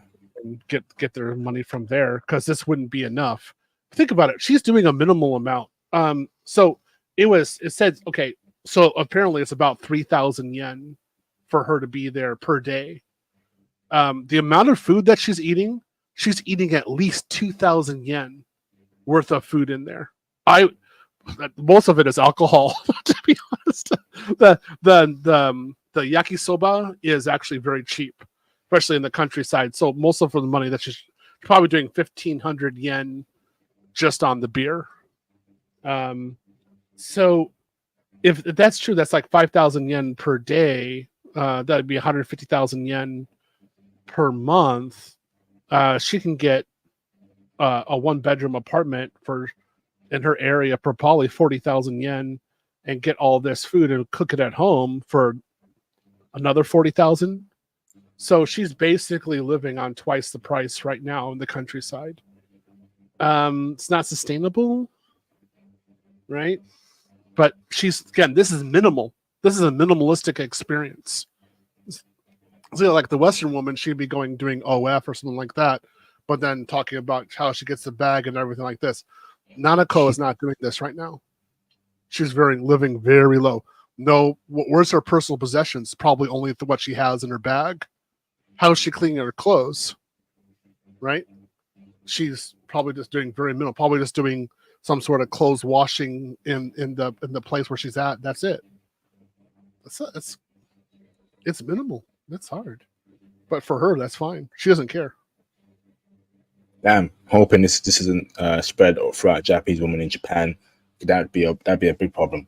So let's hope for the best, brothers, and hopefully she sorts herself out, man. This is just horrendous. Yeah, I'd see the passport bros. We would definitely be negotiating with her. Like this is something like if I were around her, I would try to negotiate and say like, can I have a relationship with you because you look pretty good, right? Let's see what's there. But there are some shots of her eyes when she's looking in a certain way, and I'm like, ooh, this isn't gonna happen. Oh, she's not gonna date. She's like right now. What is it about eyes that that tells you she's not wifey or there's something wrong? What is it about eyes? Not that she's is not it soulless? It's not. No, it's not even soulless. She's just right now. She's like asexual. There's nothing going on in there in terms of there. This just means that she's damaged. That's all. I mean, there's herbivore man's pretty much the same way. He's not thinking about getting his freak on. There's just nothing going on there. So, yeah. Flipping heck! Wow. Okay. Passport bros, go out there, do your thing. If you come across her in Japan, vet her, and do your thing. Yeah, man. right there when she's walking and she's looking at the camera. I look at her eyes, so that's right there too. Yeah, that was off. I'm like, ooh, that was off. Yeah, bro, yeah, look at that. Yeah. So empty. She doesn't have anger or anything like that, but yeah, there's some emptiness in there. There's ooh, but she's not offensive, right? She's not like going after you, but just kind of like a ghost in the shell there, right? Facts. Ooh. Facts. Hold on. I got to answer this for the chat. It says, would you want to have kids with a gal who drinks a lot? Look, you haven't been married yet. Look, bro. Okay, before you get married, you're hoping that your girlfriend is really a saint, and then when you get married, you're hoping your wife is as dirty as possible. So you want your wife to be drinking and get dirty with you. Okay, I was married before I know. So when I was with my wife, she's like, I'm drinking a half liter of beer. I'm like, yes, we're gonna have fun tonight. Yeah, let's go for it. So I don't mind. Like I always say, half a human population is based upon beer alone. So, yeah, I hope she drinks. I hope she drinks a lot. Classic. Shout out to Phil. Great breakdown there. Okay, awesome. All right, next one to react to. Got a couple of super chats here real quick, yeah. Shout out to Mr. Hold on, bruv, yeah. Shout out to Mr. Christian Stanbury for the support. What is the last day that we can sign up to the conclave in your Azure class, Theo? The last day you can sign up for the conclave is actually September 6th, which is the first day of the conclave. Please remember, Christian, that the price for the conclave increases the closer you get to it. So I think right now it's $399. It was $99 until March 31st. Now it's $399. I think in September it's going to be about $800. So I would say at this point, sign up for the conclave as soon as possible. If you want to sign up for my Azure class, for my Azure DevOps class, you can do that on the day of the conclave. That's fine, because the price of my course doesn't increase. It's always $350, so you can take it when you want to. Awesome. Thank you, Theo. Shout out to Christian. Shout out to Quiet Storm DJ again for the support. Quiet Storm, salute you for supporting throughout today. Thank you, bro. This is a very exciting time to become a passport bro. Learning from UIP and Theo has helped save lives. Can't wait for the conclave. Living abroad and working remotely as an IT professional has become my ikigai. Passport bro for life. Salute to you, brother. Ikigai means way of life in Japanese, brothers. So appreciate you for the support. Mr. Quiet Storm DJ, salute to you, bro. Shout out to Mr. Irvin Reed for the support. Is this the version of buying a cat and IRP alone? Good. No, because there's no connection. See what I mean? So, like, hold on a second. See, hold on, hayaku. So Chewbacca is here. You know, I live by myself, but I have an animal. I have two animals here. The other one is in the corner. So, I mean, at least I'm doing some sort of interaction. I have a home. It's my home. I have books. I have possessions. I have a process here. And I'm actually engaged with at least an animal. I have neighbors. I'm engaged with them. What she is doing is way beyond that. Way more minimalistic. Like, I was just as I was talking to IP, how is she doing laundry? Okay. As a man, I would want to know, how is she dealing with her special days? I'm just serious, because a woman's special days, she needs to be, and she shouldn't be moving like that. It's not easy for her. I was married. I know, I saw that with myself. Japanese women in particular, for at least one day, are entirely solitary, and they just don't move or do anything for that one day. I remember that with my wife very well. She's moving where's she doing? So I just like, this is very different from buying a cat and perishing alone. No. This is much lower than that. Awesome. Right. Shout out to Daniel Hayes for the support. Appreciate you, Daniel. Thank you for the support. Thank you, Daniel. Shout out to Helina again for the support throughout tonight. Helina, thank you for supporting the channel. Much appreciated. Re herbivore woman and herbivore men. Does your American guest know that the intestines are shorter for herbivores rather than carnivores? Can he point to Japan on the map? Theo, fire away, bro. First off, Helena, can you read this? Because I can. I have lived in Japan for quite a long time. So please don't give us additional reasons to not date Western women. Damn. You be good. Damn. Awesome. Watch it, Helena. He feels not the guy to play with, man. I warn you. I'm telling you right now. He ain't the guy to play with.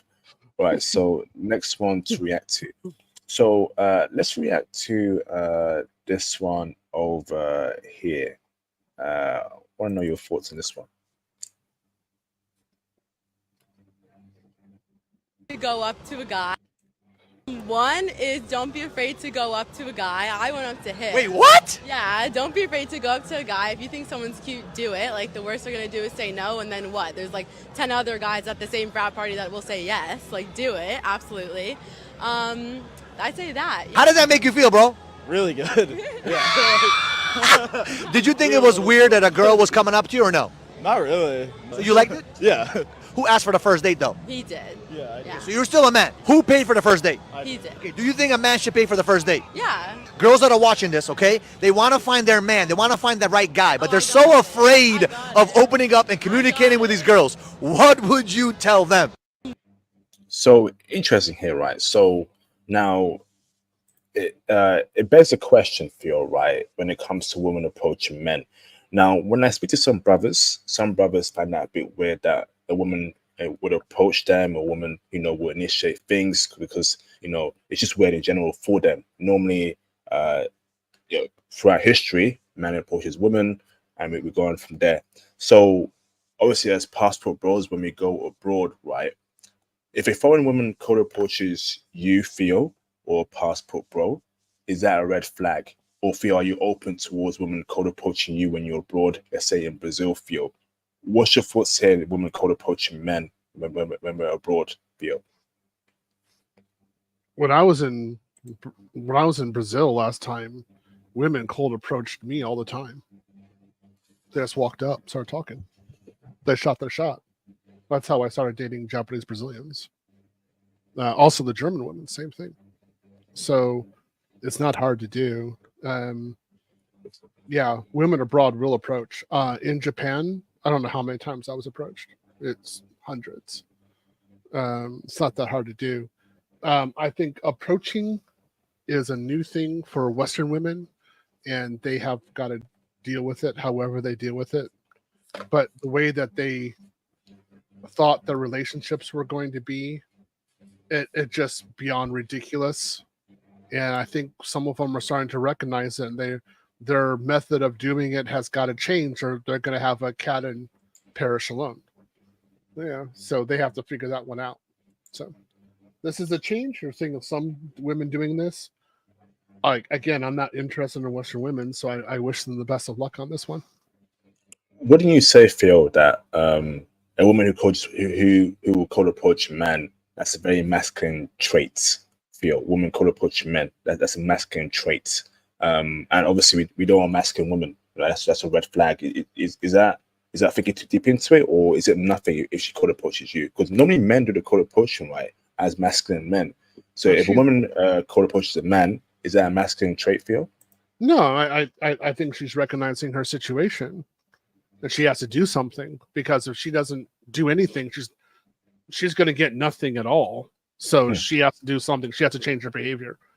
I remember when I was in Japan, sometimes an Aussie or a Kiwi would cold approach me, and I knew what was going on.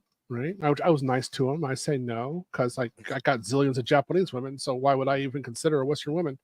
But I looked into these women's eyes, and I could see the loneliness. Right, they didn't have anyone asking them out at all, so they were trying something to get a boyfriend because they had no play at all from anyone, particularly not from Western women. We had Japanese women. Why would we do it? So I can't ding on them. They got to do something.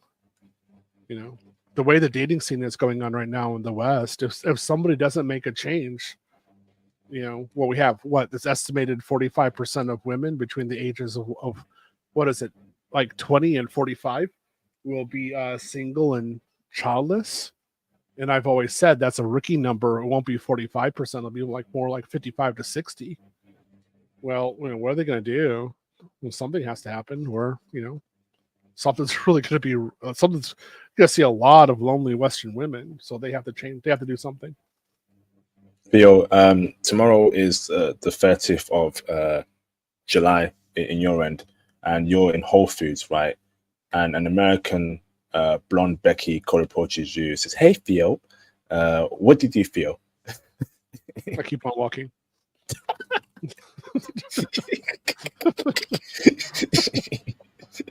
Yeah. So I'm usually, if I'm in Whole Foods, because it's not that far away from me, I usually have my glasses on, my sunglasses, and then I'm wearing these earphones. So I'm listening to music, right? And I just keep on going. And if somebody walks up to me, I don't even talk. I just keep on going. I don't have time. I don't know I don't know if somebody has a camera or something like that. It's just too dangerous. So I don't even talk to them. Facts. Get your passport, brothers. Get your passport. Awesome. Okay, so next one to react to. Present video file. So let's react to this one over here. Okay, and this is in regards to your country, Theo, your new future country. Hold on, let me remove the background. Chugoku. Hi, Chugoku desu. Chugoku means Chinese brothers. I know. but it's about Brazil. 注意到有关报道，中国和巴西都是发展中大国和重要的新兴市场国家，互为全面战略伙伴。中方高度重视发展中巴关系，始终将其置于外交优先位置。中方愿以庆祝两国建交50周年为契机，推动共建“一带一路”倡议同巴西再工业化发展战略对接，促进两国各领域的务实合作，朝着更高质量、更高水平发展，更好地造福两国人民，也为世界的发展繁荣做出贡献。巴西是足球王国，中方欢迎巴方尽早加入共建“一带一路”大家庭，在“一带一路”建设中踢出精彩的世界波。Wow! So you just seen here that China is inviting Brazil to take part of China's Belt and Road Initiative. So the Belt and Road Initiative is where China invests in countries who are part of that initiative. China gives money for infrastructure, for buildings, for trains, railways, etc., etc. and China is willing to, develop Brazil. Theo, how do you feel about China getting involved in Brazil's economy and infrastructure? Theo, is it a good or bad thing? What's your thoughts here, bro? This is a bad thing. This would be the same problem that we're having with China in Africa. And Brazil has more than enough money to develop itself. It doesn't need another country. What I'm more interested in, as she was talking, was what are the import taxes going to be? So I don't know what the import taxes are against Chinese products in Brazil, but I know they're there because Brazil, to some degree, protects its economy because they want domestic production. They don't want Chinese American or some other production. They want it all to be done in their own country. Fair enough, because they got plenty of poor people. So why don't they have those people working and making their products? Why do they have to go buy it from poor Chinese? That makes no sense. So what I was thinking is that the Chinese are looking for another market to sell their products, especially because they're increasingly going to be losing the American market, the United States market. It's a good idea on China. It makes sense. It's in China's interest to do this. I don't see this as being in Brazil's interest. So I have to go, let's see what happens. But Brazil doesn't need this. In what way is China losing the Brazilian market? Is it because of the sanctions against China's chips and America being more hostile towards China because they believe that China is helping out Russia in the Ukraine war? Break it down. No. So what's going on is that China is going to be increasingly losing the North American market because production is moving from China to Mexico. So we're seeing this process go on right now. So China needs additional markets for selling its products. And of course, they would look at Brazil for a market to sell Chinese products. Well, I don't know what the tariff is on Chinese products. I'm sure somebody in the chat can go find that out real quick. But I'm sure the tariff is high against Chinese products because they don't want, they would prefer to have their own production. So this isn't a war or a BRICS thing. This is just China saying, hey, look, we have production. We want to sell to you, Brazil. That's how I would look at this. We want someplace to sell more of our products. That's it. Also, they want to buy Brazilian natural resources. And if you look at Brazil, I mean, correct me if I'm wrong, chat. I mean, keep me accountable. But I'm pretty sure Brazil is totally 100% self-sufficient for natural resources, especially energy. So it does not need another country for its energy production. Why would it want to give its products away? So somebody in the chat just said a 25% tariff against Chinese products. That's what we're talking about right there. That's it. So I'm sure China would like the tariff against Chinese products to be around 5%, not 25%. That's what we're talking about. And Brazil's going to say no. America has a 25% tariff against Chinese products as of right now. No. Brazil has a 25% tariff against Chinese products. Okay. Interesting. Yeah. But you're seeing here, I think China and Brazil are getting closer, more aligned in the geopolitical space, brother. They're both in BRICS. They're doing a lot of trade with each other. Is America running shook? Is America thinking what's going on here? Why does Brazil want to be a part of the Belt and Road Initiative? I mean, something's moving and rumbling, Theo, in the world space, Theo. No, I don't see that. What I see is that just China wants a larger market in Brazil. That's it. I don't. What products would, like what she said, she talks about Brazil in football. She's not talking about Brazil in semiconductors or the production of computers or like professional services. No. So she's talking about cultural things. Well, China doesn't really need Brazilian cultural things, right? So what does China need from Brazil? well, not anything, to be honest. So therefore, I mean, what they want is to sell things to Brazil. They don't need anything from them. This is the traditional problem that you have with China in Europe for centuries. Europeans sailed over to China. They wanted all these Chinese products, and the Chinese had no need of anything from Europe. So they would, buy guns or ammunition or something like that, but then they learned how to make it themselves, right? So what do the Europeans sell? That was a big problem for the Europeans. Well, it's going to be the same thing for the Brazilians. China doesn't need anything from Brazil. But of course, China will want Brazil to be using Chinese electric vehicles, Chinese cell phones, Chinese computers, right?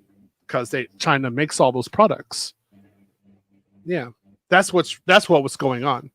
This has nothing to do with the United States at all. They just want another market. Awesome. Great breakdown there. Thank you, Theo. Fantastic. Okay, so next one to react to. So let's react to this one over here. Okay. You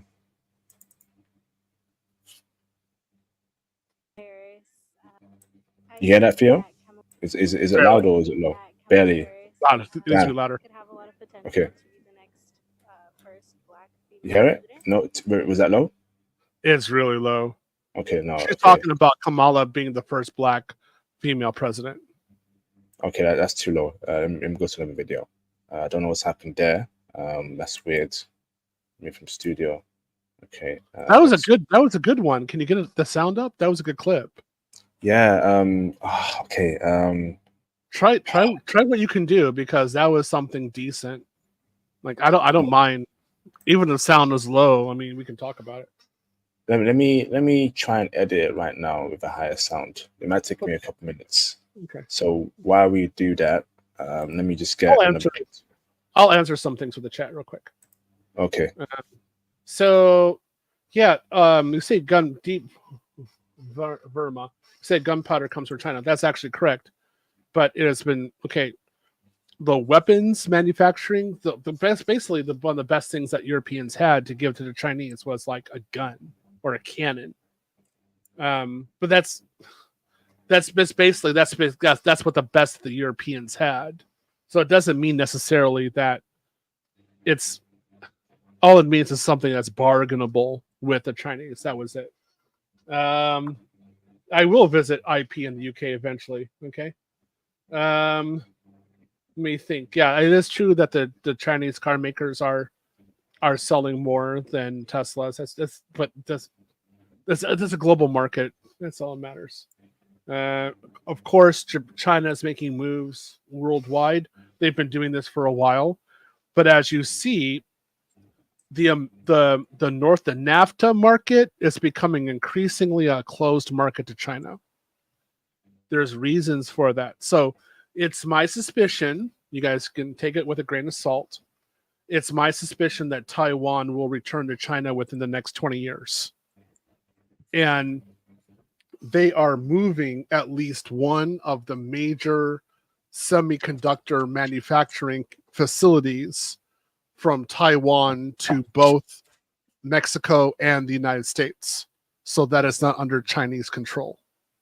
So once that happens, there's a lot of manufacturing that's moving particularly to Mexico, but also to the United States. Once that's done, then Taiwan can actually go back to China. So that's what I think is going to happen. It's just my secret suspicion. And that's why we're having some degree of inflation, to be honest, because this has got to happen right now. Just the way things are. So China is going to be increasingly losing the United States as a market, probably Europe as well. So if that's true, then they want to expand their market elsewhere. This makes total sense. I don't see it as a bad thing for China. Let's think. That's right. So Brazil is one of the top producers of ethanol. It's entirely correct. And they're very self-sufficient on this. That's right. So it's good. You guys are listening. So that's right. So the TSMC fab, that's entirely correct. And the fabs are, you said one is in Arizona. I think another one is going to Mexico, if I'm not mistaken. So 2 fabs are coming over that'll produce more than enough chips for America, but in particular for America's military. Once that happens, we can say goodbye to Taiwan. Because we know they'll be taken out, taken over. Right. Let's go. Yep. We up. All right. So let me share my screen. Video file. Go to this folder here. A clip. Here it is. Okay.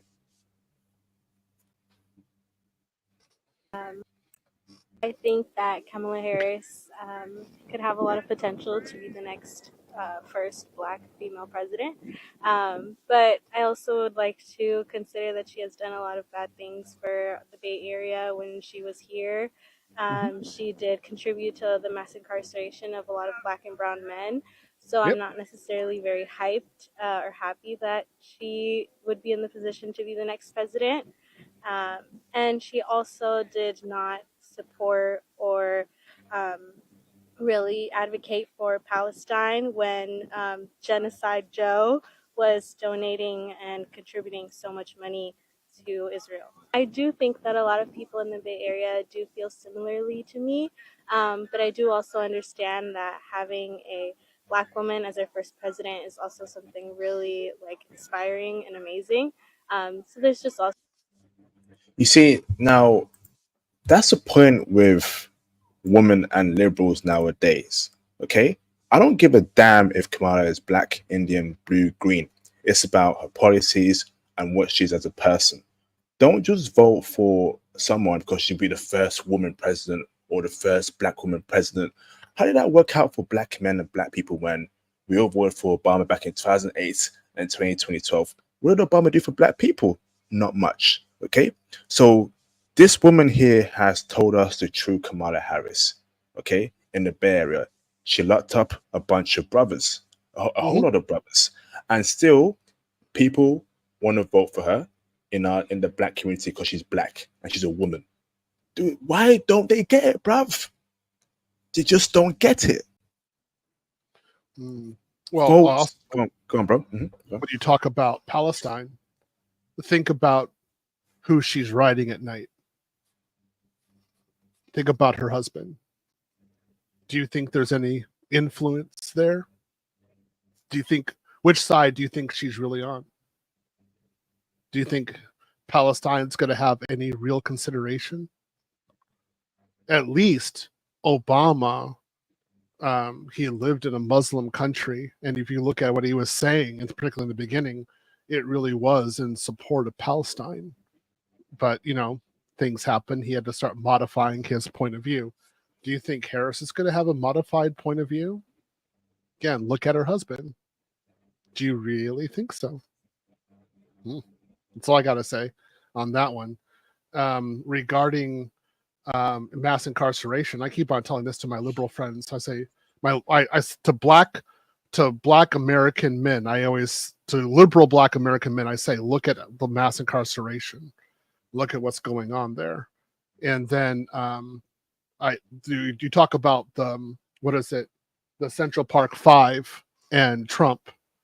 Yeah, Trump said some things, but he never put any Black men into jail on the Otagaini. Otherwise, on the other point, he actually released a lot of Black men from jail. So he took them out. Kamala Harris put them in. Actually, one guy, I was looking this up today, one guy got $13 million for being wrongfully incarcerated. So think about it. I just say to Black men, think about it. Think about who's on your side. Facts, Phil. Absolute facts. And message to Black men here, right? Don't just vote for Kamala because she's a Black woman or because she's Black, right? At this point in time, you got to think deeper. Think a lot more deeper. Think about who's going to fill your pockets. Think about who's going to give you a prosperous life. Think about who is more likely to get you wealth, to get you out the West. And so far, it appears to be Trump with the whole crypto talk he did last week. Okay. Now, the issue I have with Western women is that they are so for identity politics. Oh, because she's a woman, I gotta vote for her. Because she's black, I gotta vote for her. She may be the worst candidate ever in history, and that's a proven fact. But guess what? She's black. She's a woman. We gotta get her in for representation, for being the first black woman president. Come on, man. Come on, man. Kamala is the VP right now of America, and look at the state of America. Look at California. Look at Chicago and Detroit. Look at the economy in America. Come on, bruv. It's insane. Yeah, I like, but also, I mean, at least Obama was married to a black person.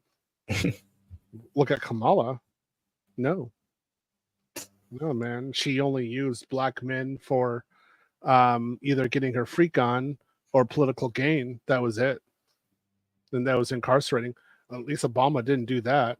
He married a black person and he made children, black children, right? Kamala doesn't even have kids. Her husband was smart enough not to make any kids with her.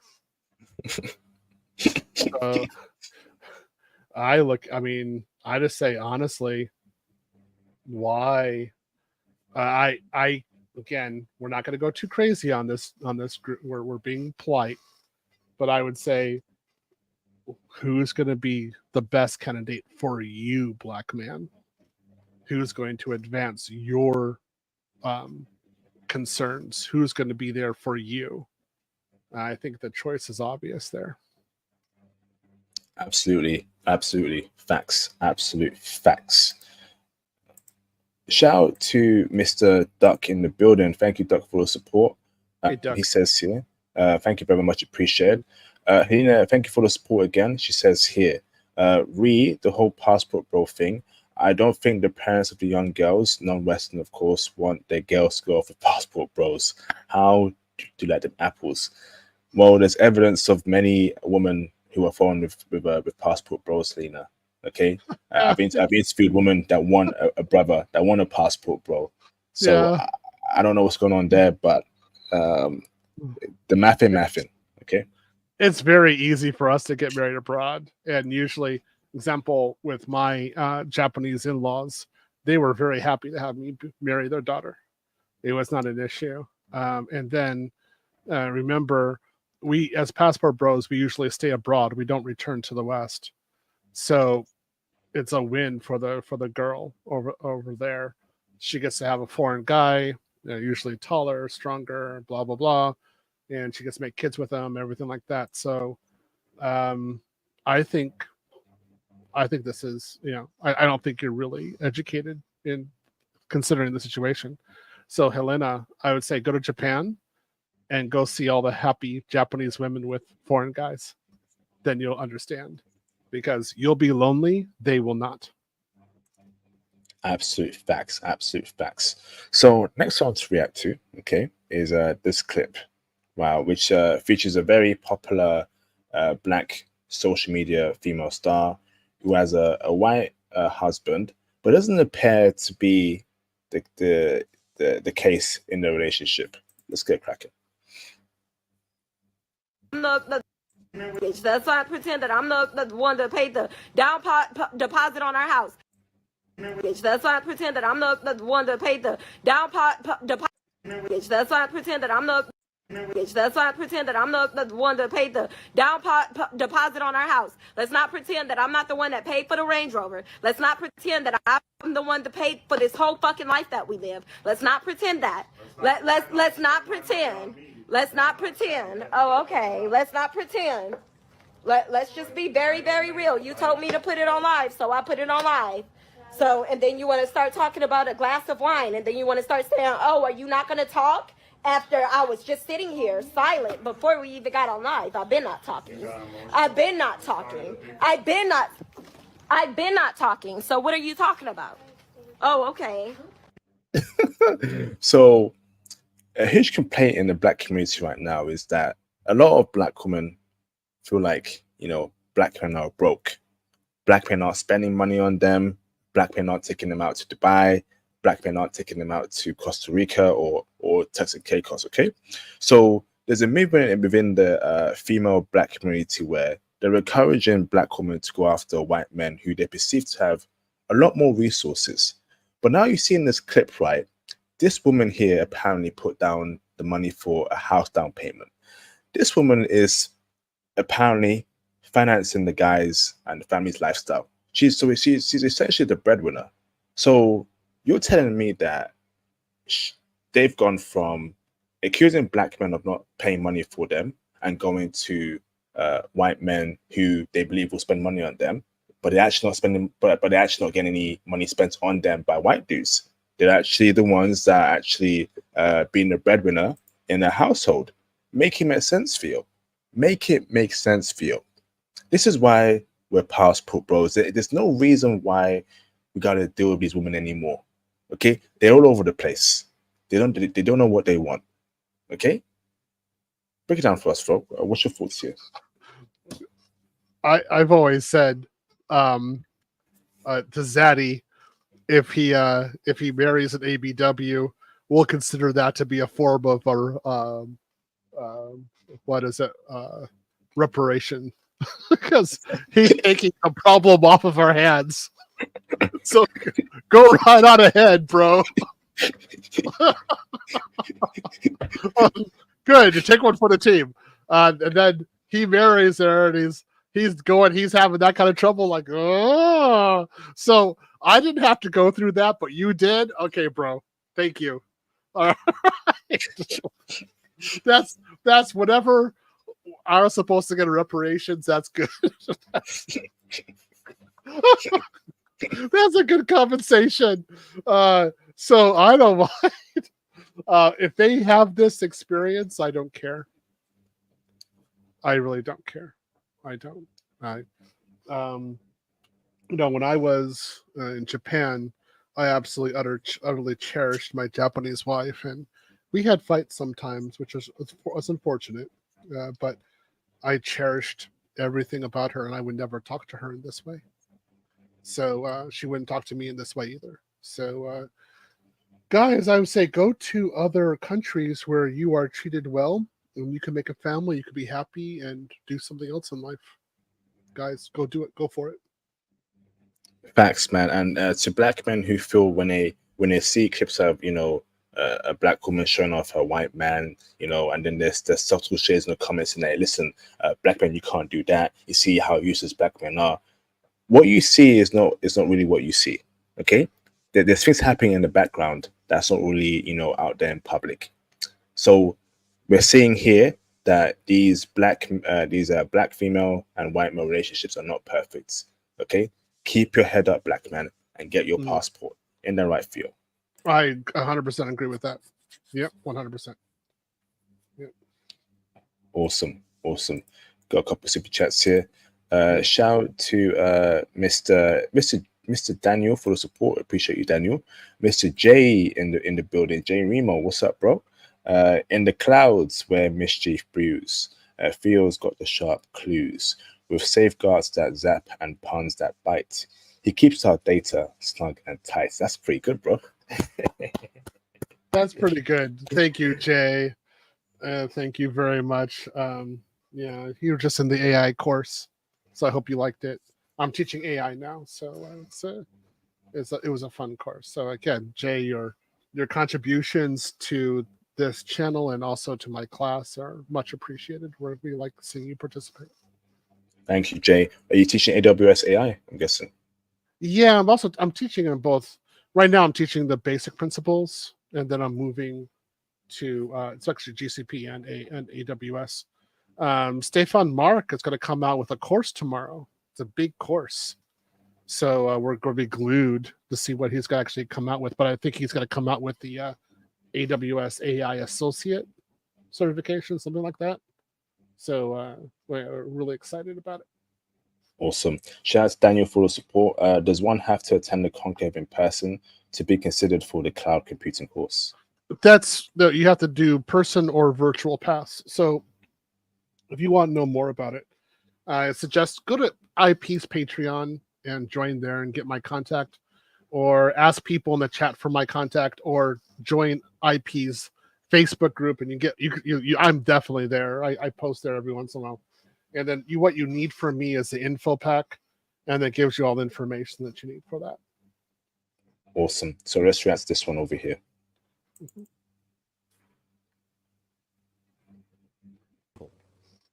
We applaud the Venezuelan. Let me remove this so you can read subtitles. We applaud the Venezuelan people for their participation in the July 28th presidential election. We commend their courage and commitment to democracy in the face of repression and in the face of adversity. We've seen the announcement just a short while ago by the Venezuelan Electoral Commission. We have serious concerns that the result announced does not reflect the will or the votes of the Venezuelan people. It's critical that every vote be counted fairly and transparently, that election officials immediately share information with the opposition and independent observers without delay, and that the electoral authorities publish the detailed tabulation of votes. The international community is watching this very closely and will respond accordingly. Okay, so there was recently an election in Venezuela, and Maduro won it again. Okay, now something isn't right with America and Venezuelan relations, right?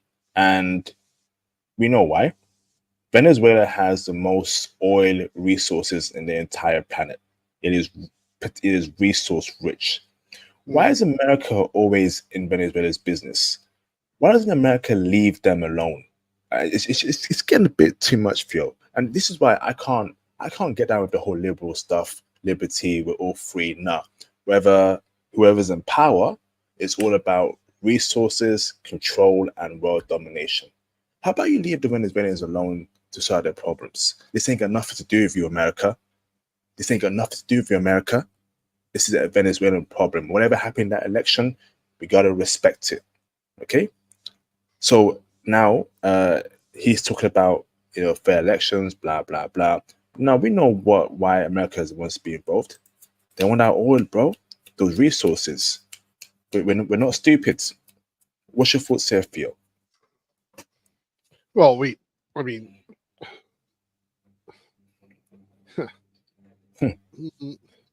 how do I say this? So, I mean, it's typical what the United States would say about Venezuela regarding how the state of the economy, possibly the state of the economy, the government in Venezuela.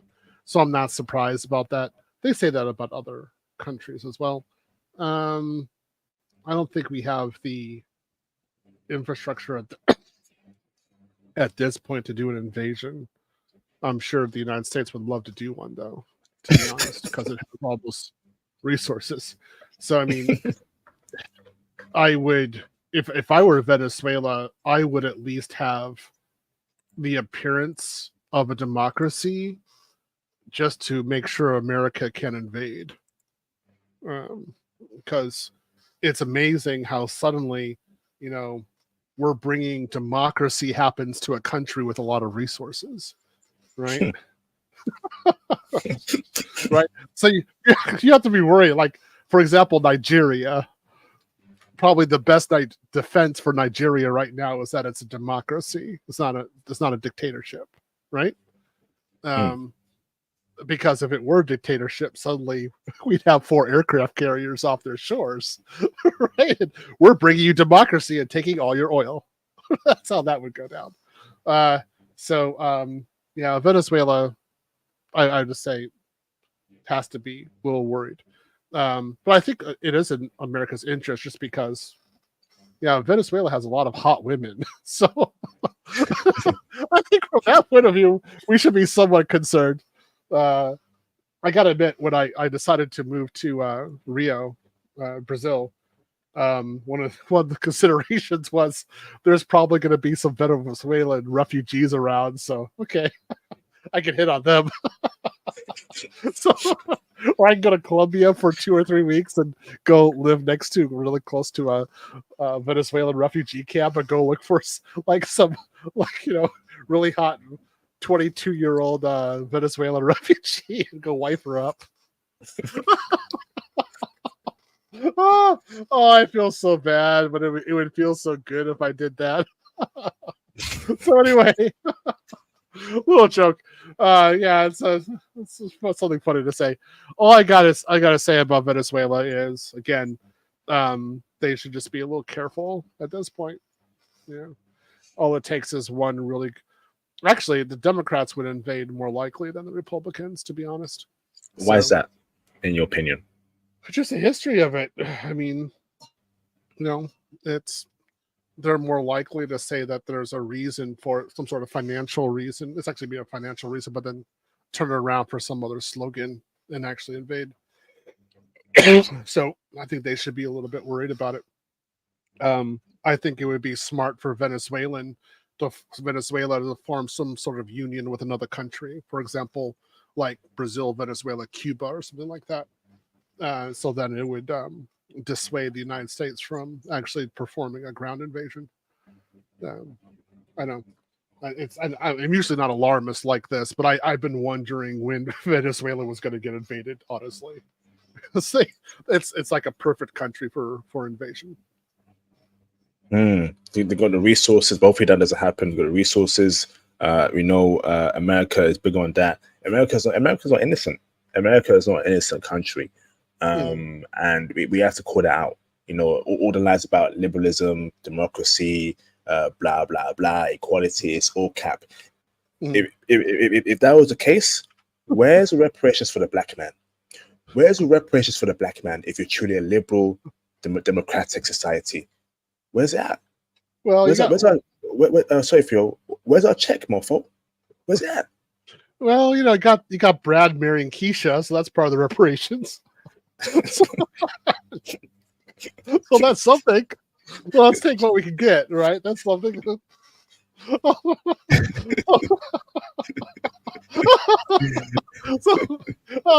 No, we're not going to get reparations. It's impossible. We know that's not going to happen. So, yeah, it's not. Unfortunately, it's not going to happen at all. Wow. So next one to react to, okay?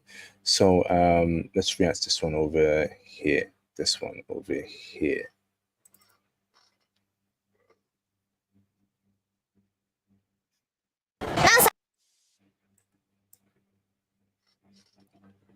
Let me move the subtitles. Hold on.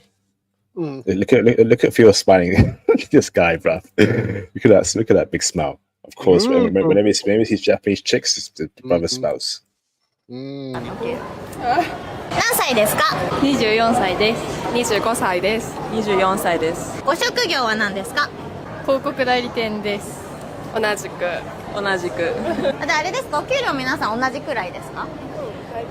だいたいじゃあ皆さんどんくらいですかね、お給料。あんま聞かない方がいい。私も分かんない。じゃあ皆さん家賃いくらですか？払ってないです。実家ですか？実家です。なるほど。で、私は知り合いに借りてるので5万なんですけど、破格だと思います。私は8万ぐらいです。給料が月、最低どのくらい必要だと思います？東京に住むとしたら。20万以上。20万。でも遊ぼうと思ったら、正直25以上は絶対いるかなと思います。25あれば、安定して暮らせるかな。Okay, Mr. Phil, what's your thoughts here, brother? They're being general. Guys, when I was in Japan, I asked Japanese women about this quite a lot.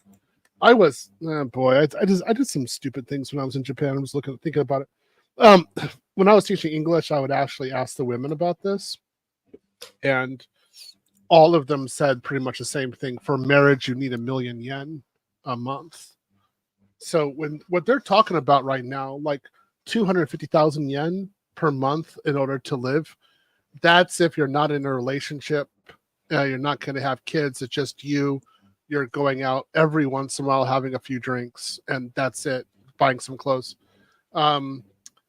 the other thing too is that the woman who pays 80,000 yen a month for her rent, that's actually rather high.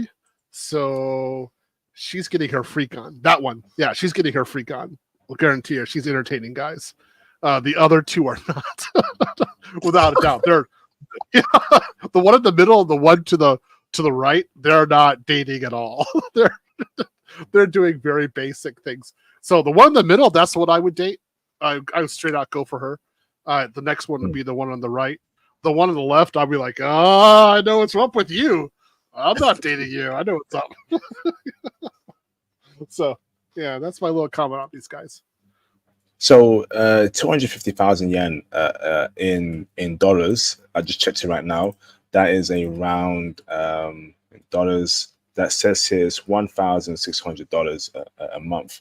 Surely that's one of them. Surely that's nothing Tokyo to live off. Feel it has to be, right? Because Japan's quite cheap.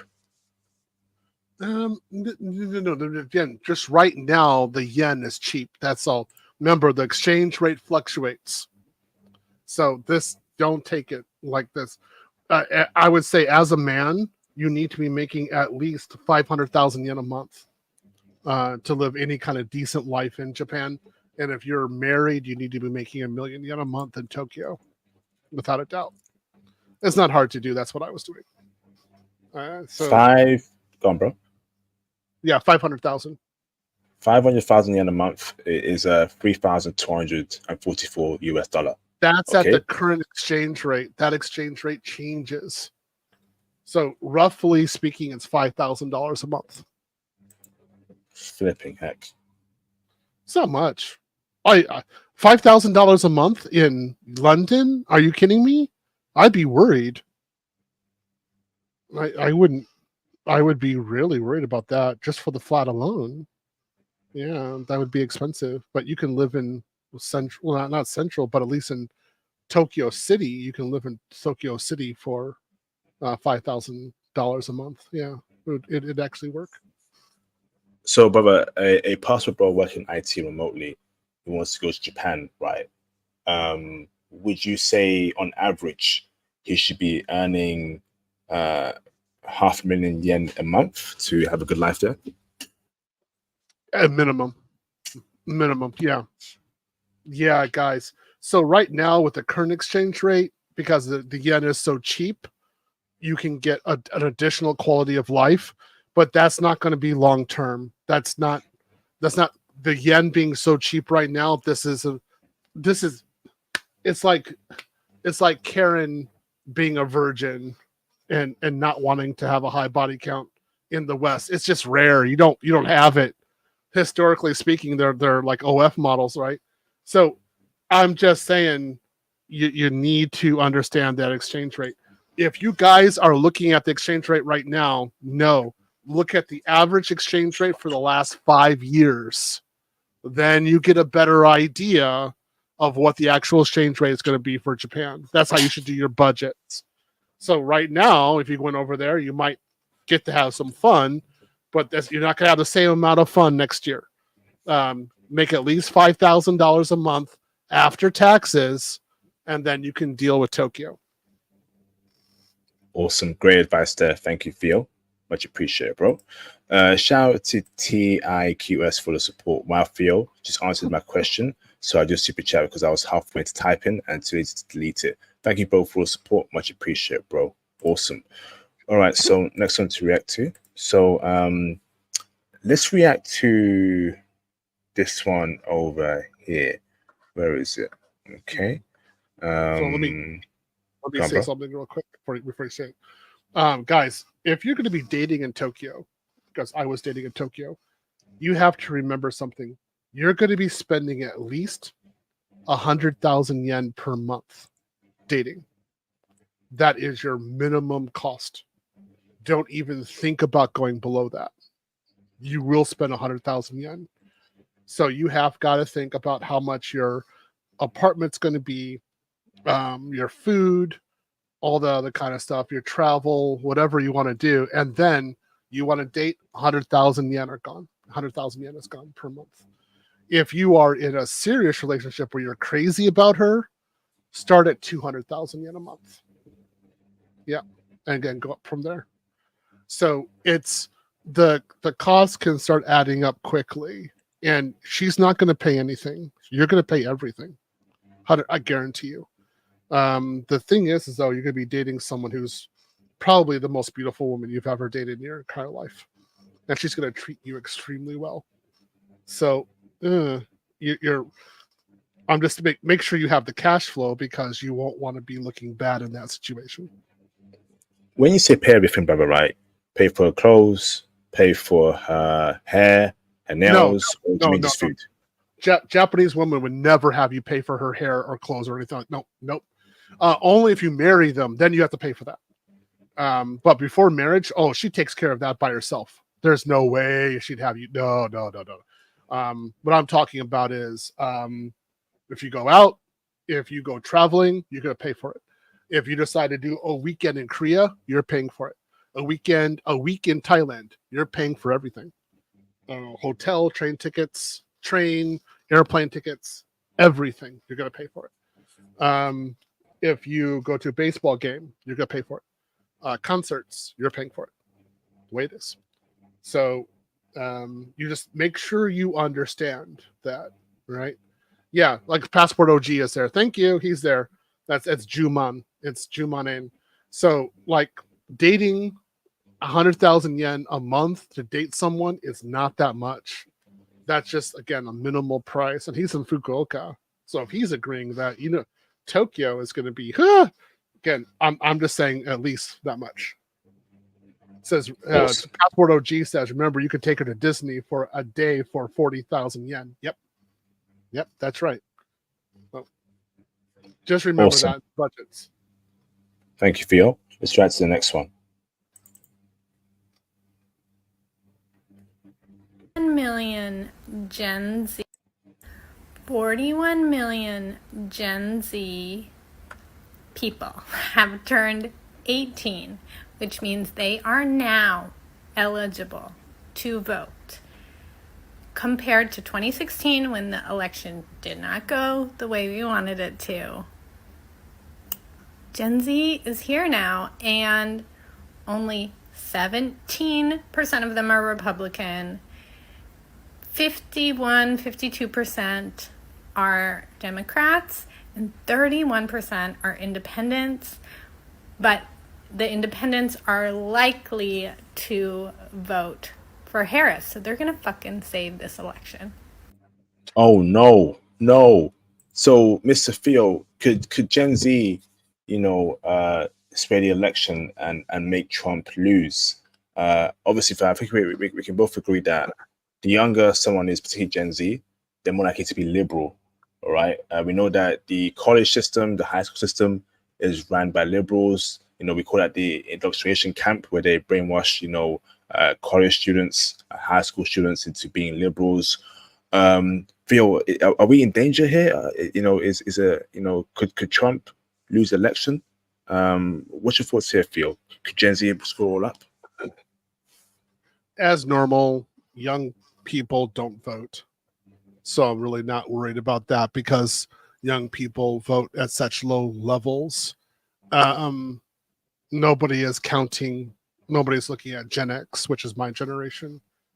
And Gen X has become, I could say, more cynical of the situation. So we've been on both sides, liberal and conservative. And it's going to be very interesting to see how we vote on this election. I'm seeing various points of view with Gen X at this point.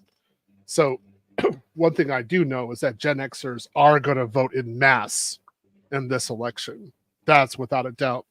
Boomers are probably still going to go with Trump on this one, I would assume. I want to see what Gen X does. Theo, in my opinion, right, there are two things affecting Gen X mostly, right? Number one, the economy, all right? From what I see, the economy is terrible for young people in America. Who's currently in control of America right now? Democrats and Biden. So obviously, if they want to change in their economic situation, right, the smart thing for Gen X to do is to vote for Trump, particularly if a Gen X person, sorry, Gen Z. Oh my goodness, Gen Z. So sorry, let me rephrase that. Okay, there are two things affecting Gen Z people right now in 2024. Number one, the economy. Okay, the economy is doing pretty bad in America right now. Biden is running the country. Democrats are. So Gen Z, if they want a better situation, they may sway to Trump. Okay, particularly if that Gen Z person is in crypto. Number two, Theo, right, is dating and relationships. Okay, Gen Z are going through it, Theo. Gen Z dudes are going through it, Theo. Most of them haven't had a girlfriend in their lives. Most of them have never even smelled a girl in their lives. You know, and Theo, and people are upset. You know, people are upset. They're not getting loved. They're not getting respected. And there's a lot of angry Gen Z men, and they're thinking, well, what have I done wrong? Right? Why does this country treat me like this? Well, guess what? Trump might be the answer for that Gen Z person for the economy and dating. So the way brother, you know what, right? I'm seeing liberals being very overconfident here. Oh, we have the black woman vote. Oh, we have the woman vote. Oh, we have the Gen Z vote. I remember in 2016, Theo, right? They said that Hillary was going to win the election. And on the election day, Trump won. Right? It may be the same case in 2024 and 2025. Gen Z may not sway the election, brother. What's your thoughts there? Well, I mean, she's saying there's more of them now, more of them who can vote. My feeling, again, this is just my gut feeling, is that you have a lot of Americans who are sick and tired of woke. So the reason why I say this, okay, hold on. Clinton won the popular vote, but Clinton did not win the white female vote in 2016. Trump did. Remember that. So that's a really big thing. Wait, my generation that ruined America? Screw you, bro. Gen X didn't ruin anything. We never had power. We didn't do any of these decisions. Don't look at us. So if you think that's a problem, how about we take you outside and you do a whole day without any air conditioning? Just all you have is hose water. Let's see how you deal with that, bro. I'm Gen X. We don't play around, okay? we were raised on neglect and child abuse. We didn't ruin anything, all right? We had to deal with the end of Vietnam War and all the crap, inflation, craziness going on, divorces. We didn't deal with it. Nah, we didn't do that. So anyway, I would say Gen Z, we got to see what they do. I don't see them voting in mass. I don't know though, but we'll see what happens, right? But I do know Gen X is looking at this in a very particular manner right now, and I'm thinking that Gen X is going to increasingly go conservative. The thing that I'm also looking at is, again, that's up to my point. You see that people are not with the woke agenda. And you see that with Disney movies. The Marvels only did $200 million total. And The Acolyte. People, including me, were ticked off over this. We ticked off over the woke agenda. Deadpool comes out. Over $400 million in 3 days. That tells you that people do not want a woke message. They're tired of it. And I saw that going on. I was like, oh yeah, the Democrats are not going to win this election. It's not going to happen. Let's go. Fantastic. Yeah, Deadpool's going to do $1 billion. You have $1 billion. Deadpool does $1 billion, and the Acolyte and the Marvels are like stomped on. Nobody wants it. People are saying we're tired of this. Those are the people who are going to go to the polls. Those are people going to vote because they're going to be like, we're tired of this crap. We want to have normal Star Wars. We want to have normal storytelling without any of this woke crap. We're tired of it. So We also want paternity testing. I don't see the Democrats being able to sell their message this one. People are getting tired of it and they're going to be rejecting it en masse. Facts, Phil. Absolute facts. All right. So next one to react to is where is it? Where is it? Okay. So this one over here. Çok güçlü olmalıyız ki bu İsrail Filistin'e bu akara makarayı yapamasın. Biz nasıl Karabağ'a girdiysek, nasıl biz Libya'ya girdiysek, bunun benzerini aynen onlara da yaparız. Yapmamak için hiçbir şey yok. Sadece biz güçlü olmalıyız ki bu adımları da ne yapalım? Atalım. Wow. So that is the president of Turkey, right, suggesting that Turkey could invade Israel. That happens, Phil, that could spark World War III. Okay? Now, Turkey is a very powerful country. They got a very strong military. So does Israel. And we do not want them to go to war against each other, right? Me personally, I'm against war, right? So war's terrible.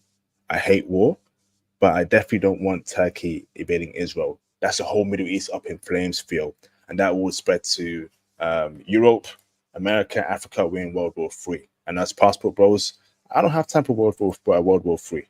You as well, Phil. We want to be about foreign chicks, chilling, sipping lemon water, and working remotely IT. What's your thoughts here, Phil? Could this spark World War III? Break it down for me, baby. No, because U.S. military bases are in Turkey, and Turkey is a part of NATO, so there's no way that they're going to invade Israel. If they wanted to be threatening, what they should do is peacekeeping for Lebanon. That would make sense, because then if Israel does some bombing in Lebanon, they could possibly hit a Turkish unit. That would be an issue. So, yeah, Turkey doesn't have the logistics to be able to properly attack Israel. Neither does Jordan, Egypt, or Lebanon. Or Syria. They can't do it. So, yeah, he's talking some stuff. I understand he's frustrated. I get that. What I would say is he needs to protect Lebanon. That would be a geopolitical move to actually that we'd actually be looking at as significant. Gee, so Phil, let's say, right, there's a scenario here, right, that Turkey decides to invade Israel, or right, would NATO within the country or the U.S. military base, would they intervene? Yes. Can they do that? It wouldn't happen. There would be telephone calls to Turkey, like, "Hello, yeah, you're going back home. Yeah, you're not doing that. Yeah, this isn't going to happen." But if Turkey went into Lebanon and protected Lebanon, they can do that. Yeah, that makes sense. But they're not going to go. No, it's not going to happen. I'm sure Putin would love something like that to happen. Yeah, he'd be all for it. But not right now, especially not when they're giving so many drones to Ukraine for their war against Russia.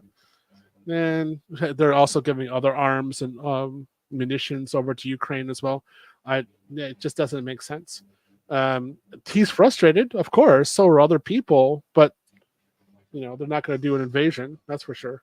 Something needs to be done about Palestine. Yeah, so this is an issue. Something needs to be done. So yeah. Facts. No World War III, thank goodness. Now's not the time for no World War. Peace and happiness for everyone. Shout out to we're Mr. not peace. No, we have unfortunate bombings. That's what we're gonna have. But yeah, negotiations that go nowhere. Yeah, just people massacred in the middle of the night, and then there's an investigation, but nothing happens. Right? Yeah, great. Let's go to Black Muslim. Hey, Black Muslim, what's up? Shout out to Black Muslim for the support. Respect brothers. Who is Harris VP? The last minute game is wild. Yep. We still don't know who the VP is. I think WW3. When we look back at it, started with Ukraine war after the other until the world is at war. It's I could actually say that because I understand what he's saying, because a lot of people say that World War II actually started in Manchuria, and then you would actually, to some degree, say that World War I never really ended because of all the reparations that Germany had to pay after World War I. It was actually in a battle mode against France from from November 11th until when they actually came across the French border. I would, yeah, I get what you're saying, Black Muslim. That's actually kind of a smart stoic thing to say. Hopefully not. But the thing is that we know is that if the GOP is elected, there'll be no more funding from America to Ukraine. So Ukraine has to figure out what to do now, like very quickly, because they're in a very bad position. So and the only thing Putin has to do is wait. So Europe doesn't have the integrity to actually continue to protect Ukraine. So they're going to have something's going to give. Putin can go get another 1 million men from Siberia to be in the military, and they can use them.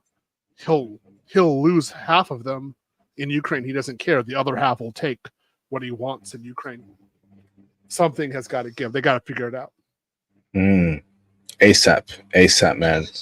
Because this is getting out of hand. All right. Yep. So next one to react to. So, what's your time looking at? I just want to respect your time. You got 12 minutes. I could do 12 more minutes. Okay, awesome. Thank you, bro. So next one to react to. So big news over here. Actually, yeah. I'm sure you heard of it, the Olympics and the whole scenario. But let's see what someone says here. Can't see. If the world can't see that it was straight mockery to Jesus tonight on the Olympics, you might want to get right with him, because when he does come, I don't know, but all of this stuff is evil, it is dark, it is uncomfortable, and it's so fucking demonic. And how are people still praising this stuff? This is sending me over an edge.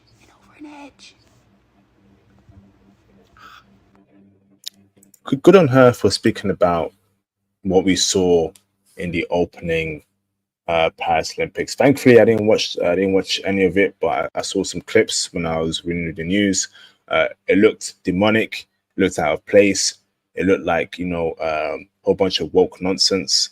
And apparently, they were mocking Christianity. The whole Jesus last meal, the supper stuff was happening right during the opening ceremony of the Paris Olympics. Western culture has gone so far in the deep end that it can't be saved. When I say Western culture, America, France, UK, Australia, New Zealand, etc., etc.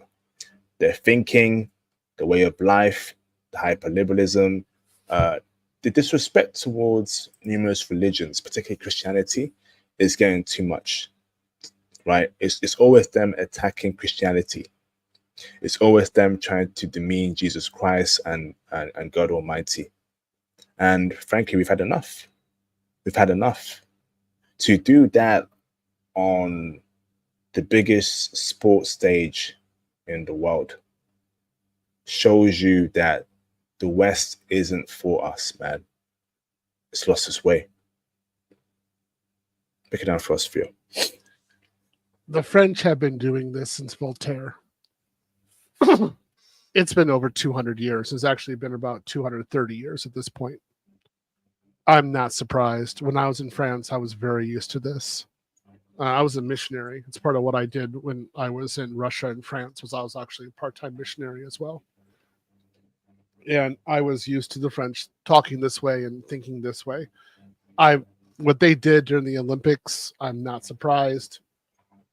It's normal. I don't have an issue.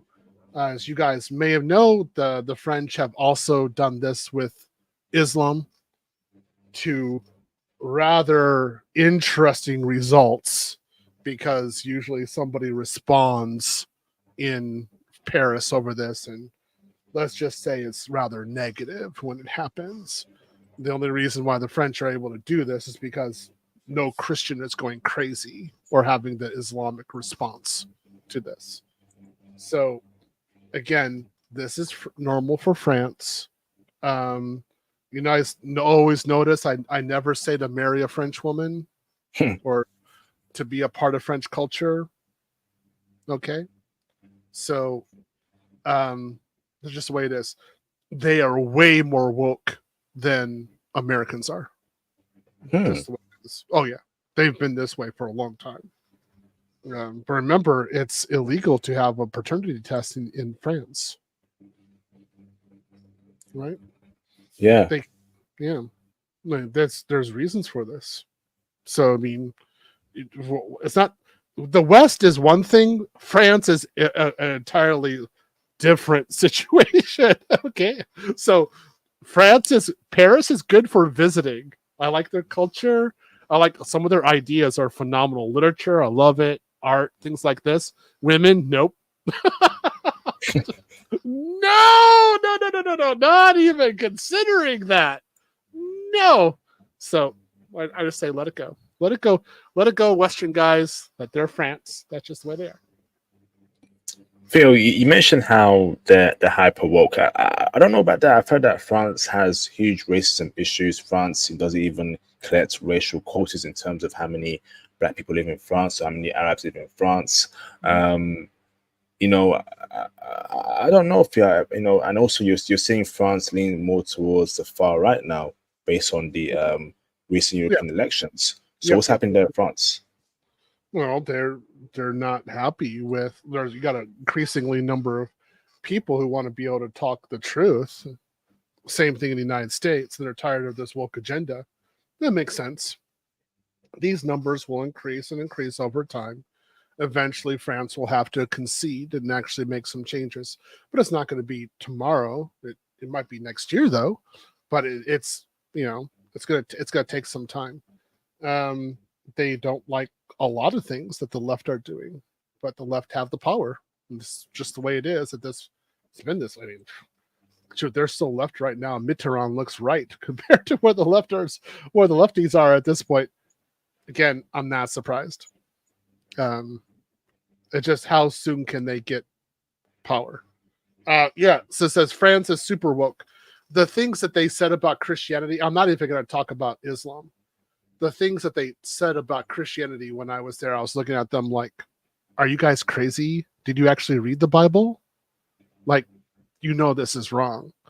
And they have a certain view. And I was like, okay. So I just let them go. I'm like, all right. I'm not trying to bang one of your women, that's for sure.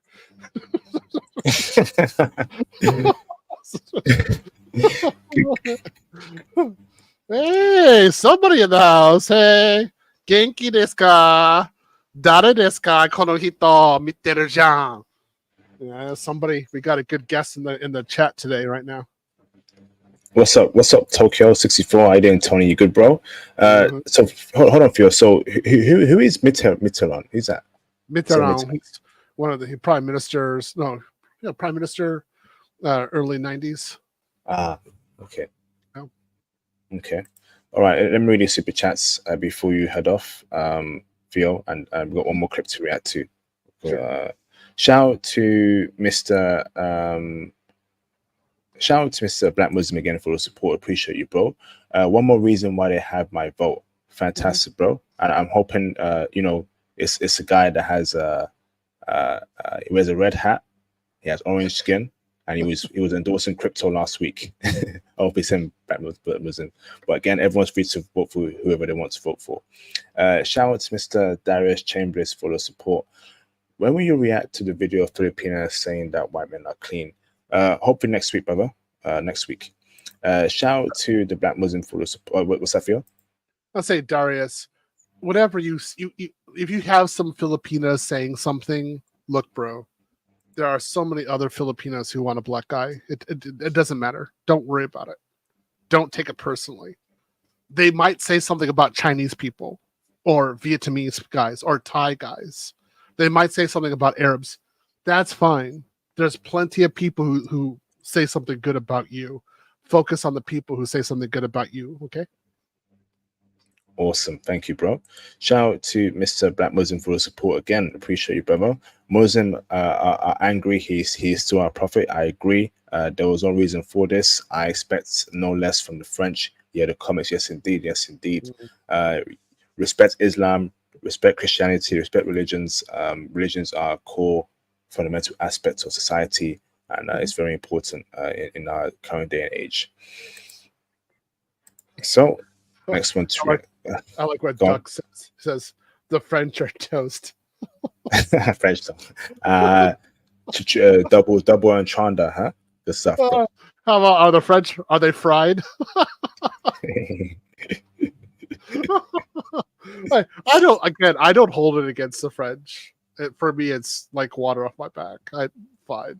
I take the good parts of France. I let the trash settle itself out. Absolute facts. Absolute facts. So let's react to this one over here. Okay. Big news. Malaysia has formally applied to join the BRICS Intergovernmental Organization, as announced by Malaysia Prime Minister Anwar Ibrahim. The application was sent to Russia, the current chairman of BRICS, which also includes Brazil, India, China, and South Africa. Prime Minister Anwar Ibrahim highlighted Malaysia's intention to join BRICS during his meeting with Russian Foreign Minister Sergei Lavrov at the Seri Perdana complex. Anwar stated that Malaysia has sent a letter of application to join BRICS to Russia, the current chairman, and has expressed openness to participate as a member country or strategic partner. Currently, BRICS accounts for a quarter of the global economy, 1/5 of global trade, and represents about 40% of the world's population. Anwar had previously confirmed Malaysia's desire to join BRICS to Brazilian President Luiz Inácio Lula da Silva on June 18th. Hold that for there, Theo. So that's one part here. Another one here that I want to also show you as well, also BRICS news, is very big news. And Rael's here in the building, and Rael's going to enjoy this news over here. Hold on. So big news, okay? And this is what we want to see as we hope the West loses its influence around the world. We need the West to lose their influence because the reason why things are terrible right now with feminism and all this woke stuff is because of the West, okay? So let's go over here. All right, so present, share screen. Okay, so you just saw Malaysia announce that they've applied to join BRICS. BRICS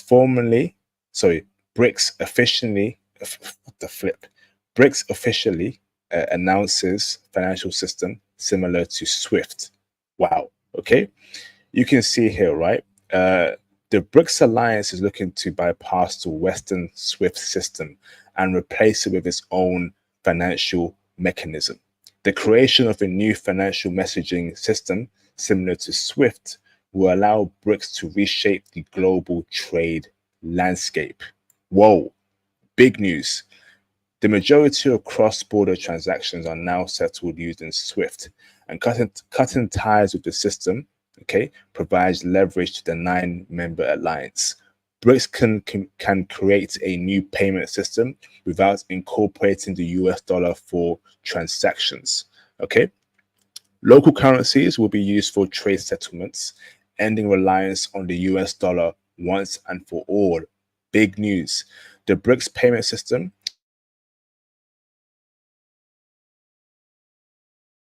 Okay. Okay, wow. Russia confirmed that the BRICS alliance plans to build a new payment system similar to SWIFT. Well, creating our own financial system for the BRICS countries similar to SWIFT, based on state-owned banks capable of clearing settlements of counterparts from the BRICS countries and the related role of the same bank. It's getting down, everyone. It is officially getting down. So we have Malaysia applying to join BRICS. Malaysia, an emerging economy that wants to do great things in the global stage, an Asian country. And we have BRICS announcing that they're going to create their own financial system similar to SWIFT. Right now, everything in this world is too Western, right? America controls the world via its dollar. And of course, America has allies such as the UK, Australia, New Zealand that backs up and props up America's system. And they're all in it together. Okay, and because of that, they can push out their woke agenda. They can control the finances, right? They can fund their militaries with all these weaponry and all these guns and all these weapons. Well, guess what? We're tired of it. Okay, we're tired of this world where it's unipolar and it's all about Western countries and what they say. No. Now, BRICS have come together and they're going to create their own system to challenge the Western hegemony. This is big news, Theo. This is what we need to fight the Western powers that be. What's your thoughts here, Theo? This isn't even going to challenge the euro. In fact, this won't even challenge the British pound. And now they got to go a lot further. So it's cute. They're starting something, but it's not. The fundamentals aren't there. So unless they have something that can challenge, in particular, the British market, and then, of course, then the German market, it's not going to be anything. And without a doubt, it's not going to be able to go against the dollar. It's impossible at this point. They would need much, much, much more. Like they would need, if BRICS were in combination with the euro, then I would start thinking something. But if the pound joined BRICS, even the pound, I would say it's not going to be anything against the euro. So the dollar dominates the euro at this point as well. It will take time, Theo. It's going to be a long, long, long time. You have the yuan really needs to be freely tradable on the market, and it's not. The yuan has a long way to go, and the ruble still has no value really outside of Russia. Nobody really cares about it. The only economy that actually has something that's self-sufficient would be Brazil, and they're cute and everything, but they're not really a global power. They're still developing themselves quite a lot. Malaysia's nice. This is cute that they're doing, but I mean, they're not. These are, like, as far as I'm concerned, these economies don't beat Greece. Greece is a nightmare in terms of economics. So, I mean, yuan. It just is not freely tradable.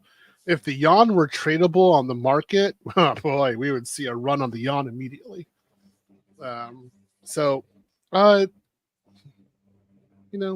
It's something maybe 50 years from now, if they keep the fundamentals correct, if they link it to Bitcoin, okay, maybe they've got something. But this is going to be a very long process. Again, they don't have anything at this point stronger than the euro or even stronger than the English pound. Things will take time, Theo. Remember, Rome wasn't built in a day. Remember, a lot of countries in BRICS are still developing, but at least they have the intention to, fight against the Western powers that be, right? Take control of their own countries, their own economy, and get rid of that Western influence. So Malaysia joining BRICS tells me one thing, right? Malaysia wants to form its own destiny, right? Malaysia wants to form its own path, right? And its own success. Okay. Many countries are seeing right now, feel that when you align yourself with the Western powers that be, you lose your culture. So Malaysia is conservative. The women there are decent. They're not as crazy as American chicks, right? Okay. Now, when these countries align themselves with Western powers that be, the Western powers that be push out nonsense, feminism, rainbow stuff, liberal nonsense. And many countries are seeing that are conservative or have a core religion that is part of their society and their way of life. So remember, right? The dollar controls everything. So they need to start working towards losing that American influence. How do we do that? Guess what? Let's all come together and let's build something. Whether it's something similar to SWIFT, whether we pull our resources together, we need to fight against the Western powers that be. Let me tell you this, Theo, right? America will not be on top forever. They won't. I guarantee you that, Theo. The empire will crumble. Well, America is not going to be on top forever, but you have to think about this. The America-Japan alliance, basically, guys, you guys can keep me honest on that. You can go look real quick. But, I mean, last time I looked, it was around 40% of global production. Maybe that's not what correct right now, but when I looked at it last time it was. So maybe it needs to be updated. You have to consider Japan, the United States, as being one unit. This is how Russia and China always consider it. We're one unit together.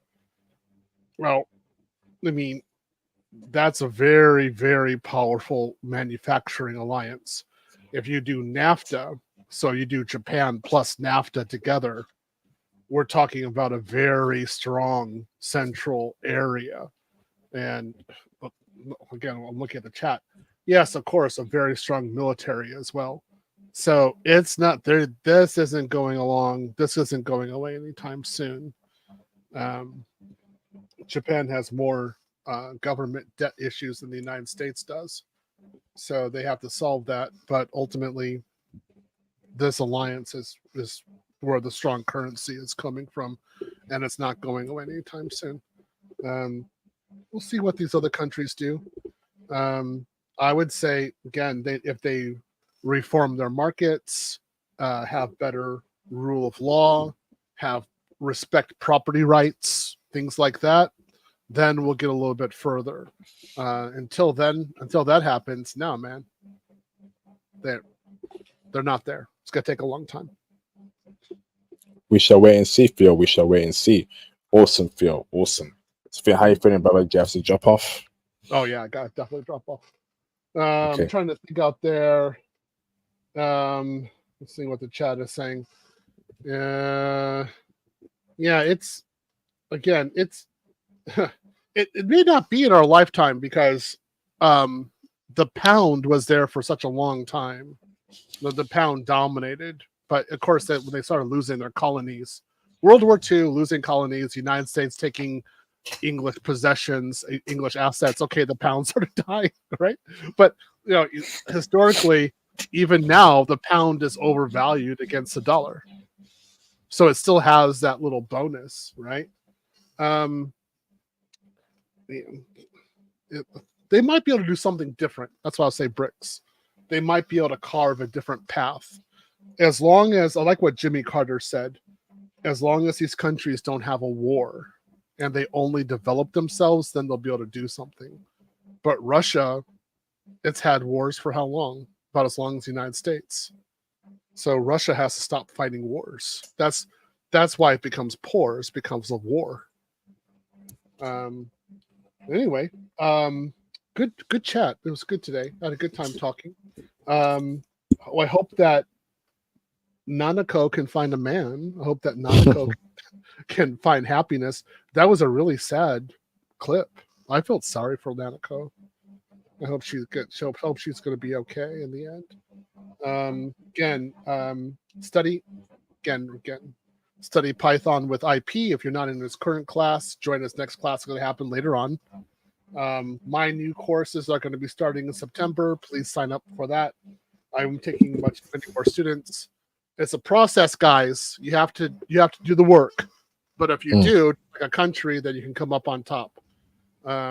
a lot of this Western woke stuff, you don't have to accept it. You can do something else, and you can go a different way. You don't have to accept this in your life, and we don't. That's for sure. IP and myself, we're done with this. All right. So good stream. I had a good time, and we will see you again. We'll see you all again next week on Monday. Thank you, Theo. See you too. Take it easy, bro. Bye bye. Sound really Japanese there. Oh man, shout out to Phil. That's a legend right there. So let's open up the phone lines. Real, do you want to call in, brother, and speak about the BRICS system? You know, I think that's big news, bro. I think that's big news, bro. You know, the whole BRICS stuff, bro. So call in. If you want to call in, brothers, just have a quick talk before I wrap up the stream. If you want to chop up base, you know, and you know, before we end the stream, chop it up, touch base. Let me pin the link. I got around 15 minutes. As you know, it's 4:12 a.m. over here in the UK. IP gotta get some sleep. IP gotta get some good sleep. You know, lovely day, lovely day. Hold on, yeah.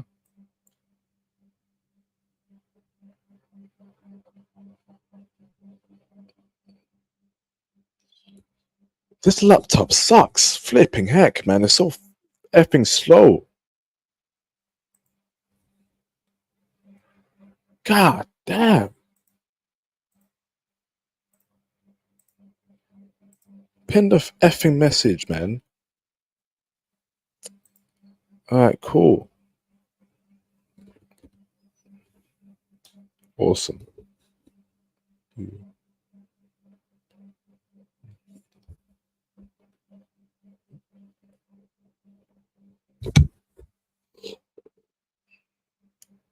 Awesome. Great stream, man. Great stream. Shout out to Theo.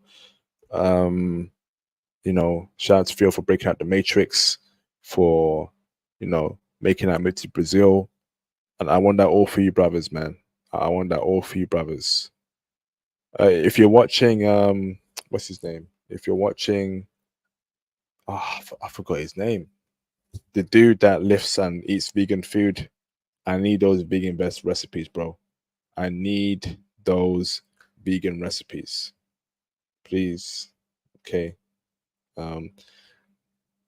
Is anyone here cutting? Is anyone here on the diet? Is anyone cutting?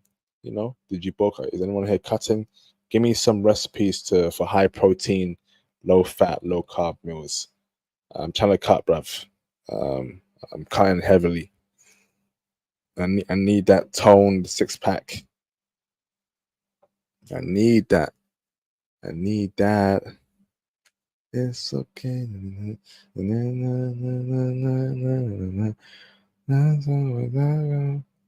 I need that.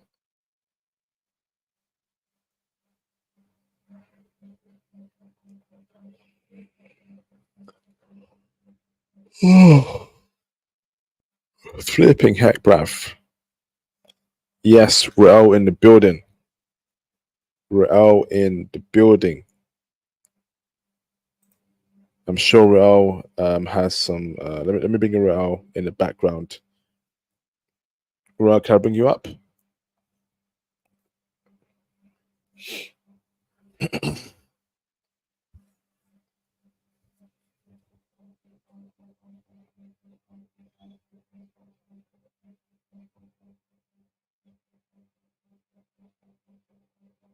It says device is not connected, Rael. I think you have to jump off and call back in.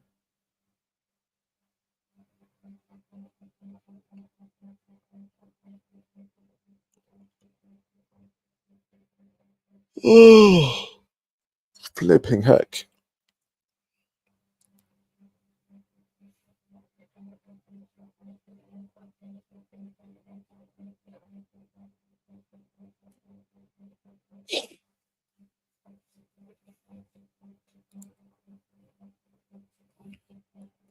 What's up, Brian? What's up?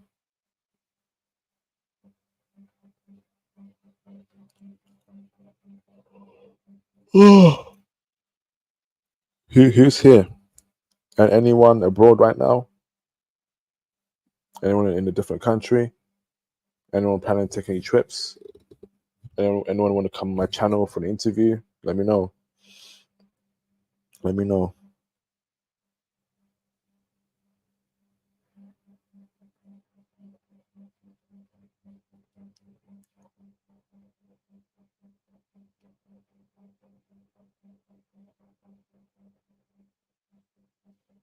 My skin is black. My skin is black. All right, Corin brothers. Raul, give me a thumbs up. Can I bring you on? You good? Okay, let me bring in Raul in the background. Raul, how you doing, bro? You good? Pretty good. My webcam just died, so I had to use the internal cam on the computer. Keisha, huh? Man, bro, never had that happen, but apparently it's dead now.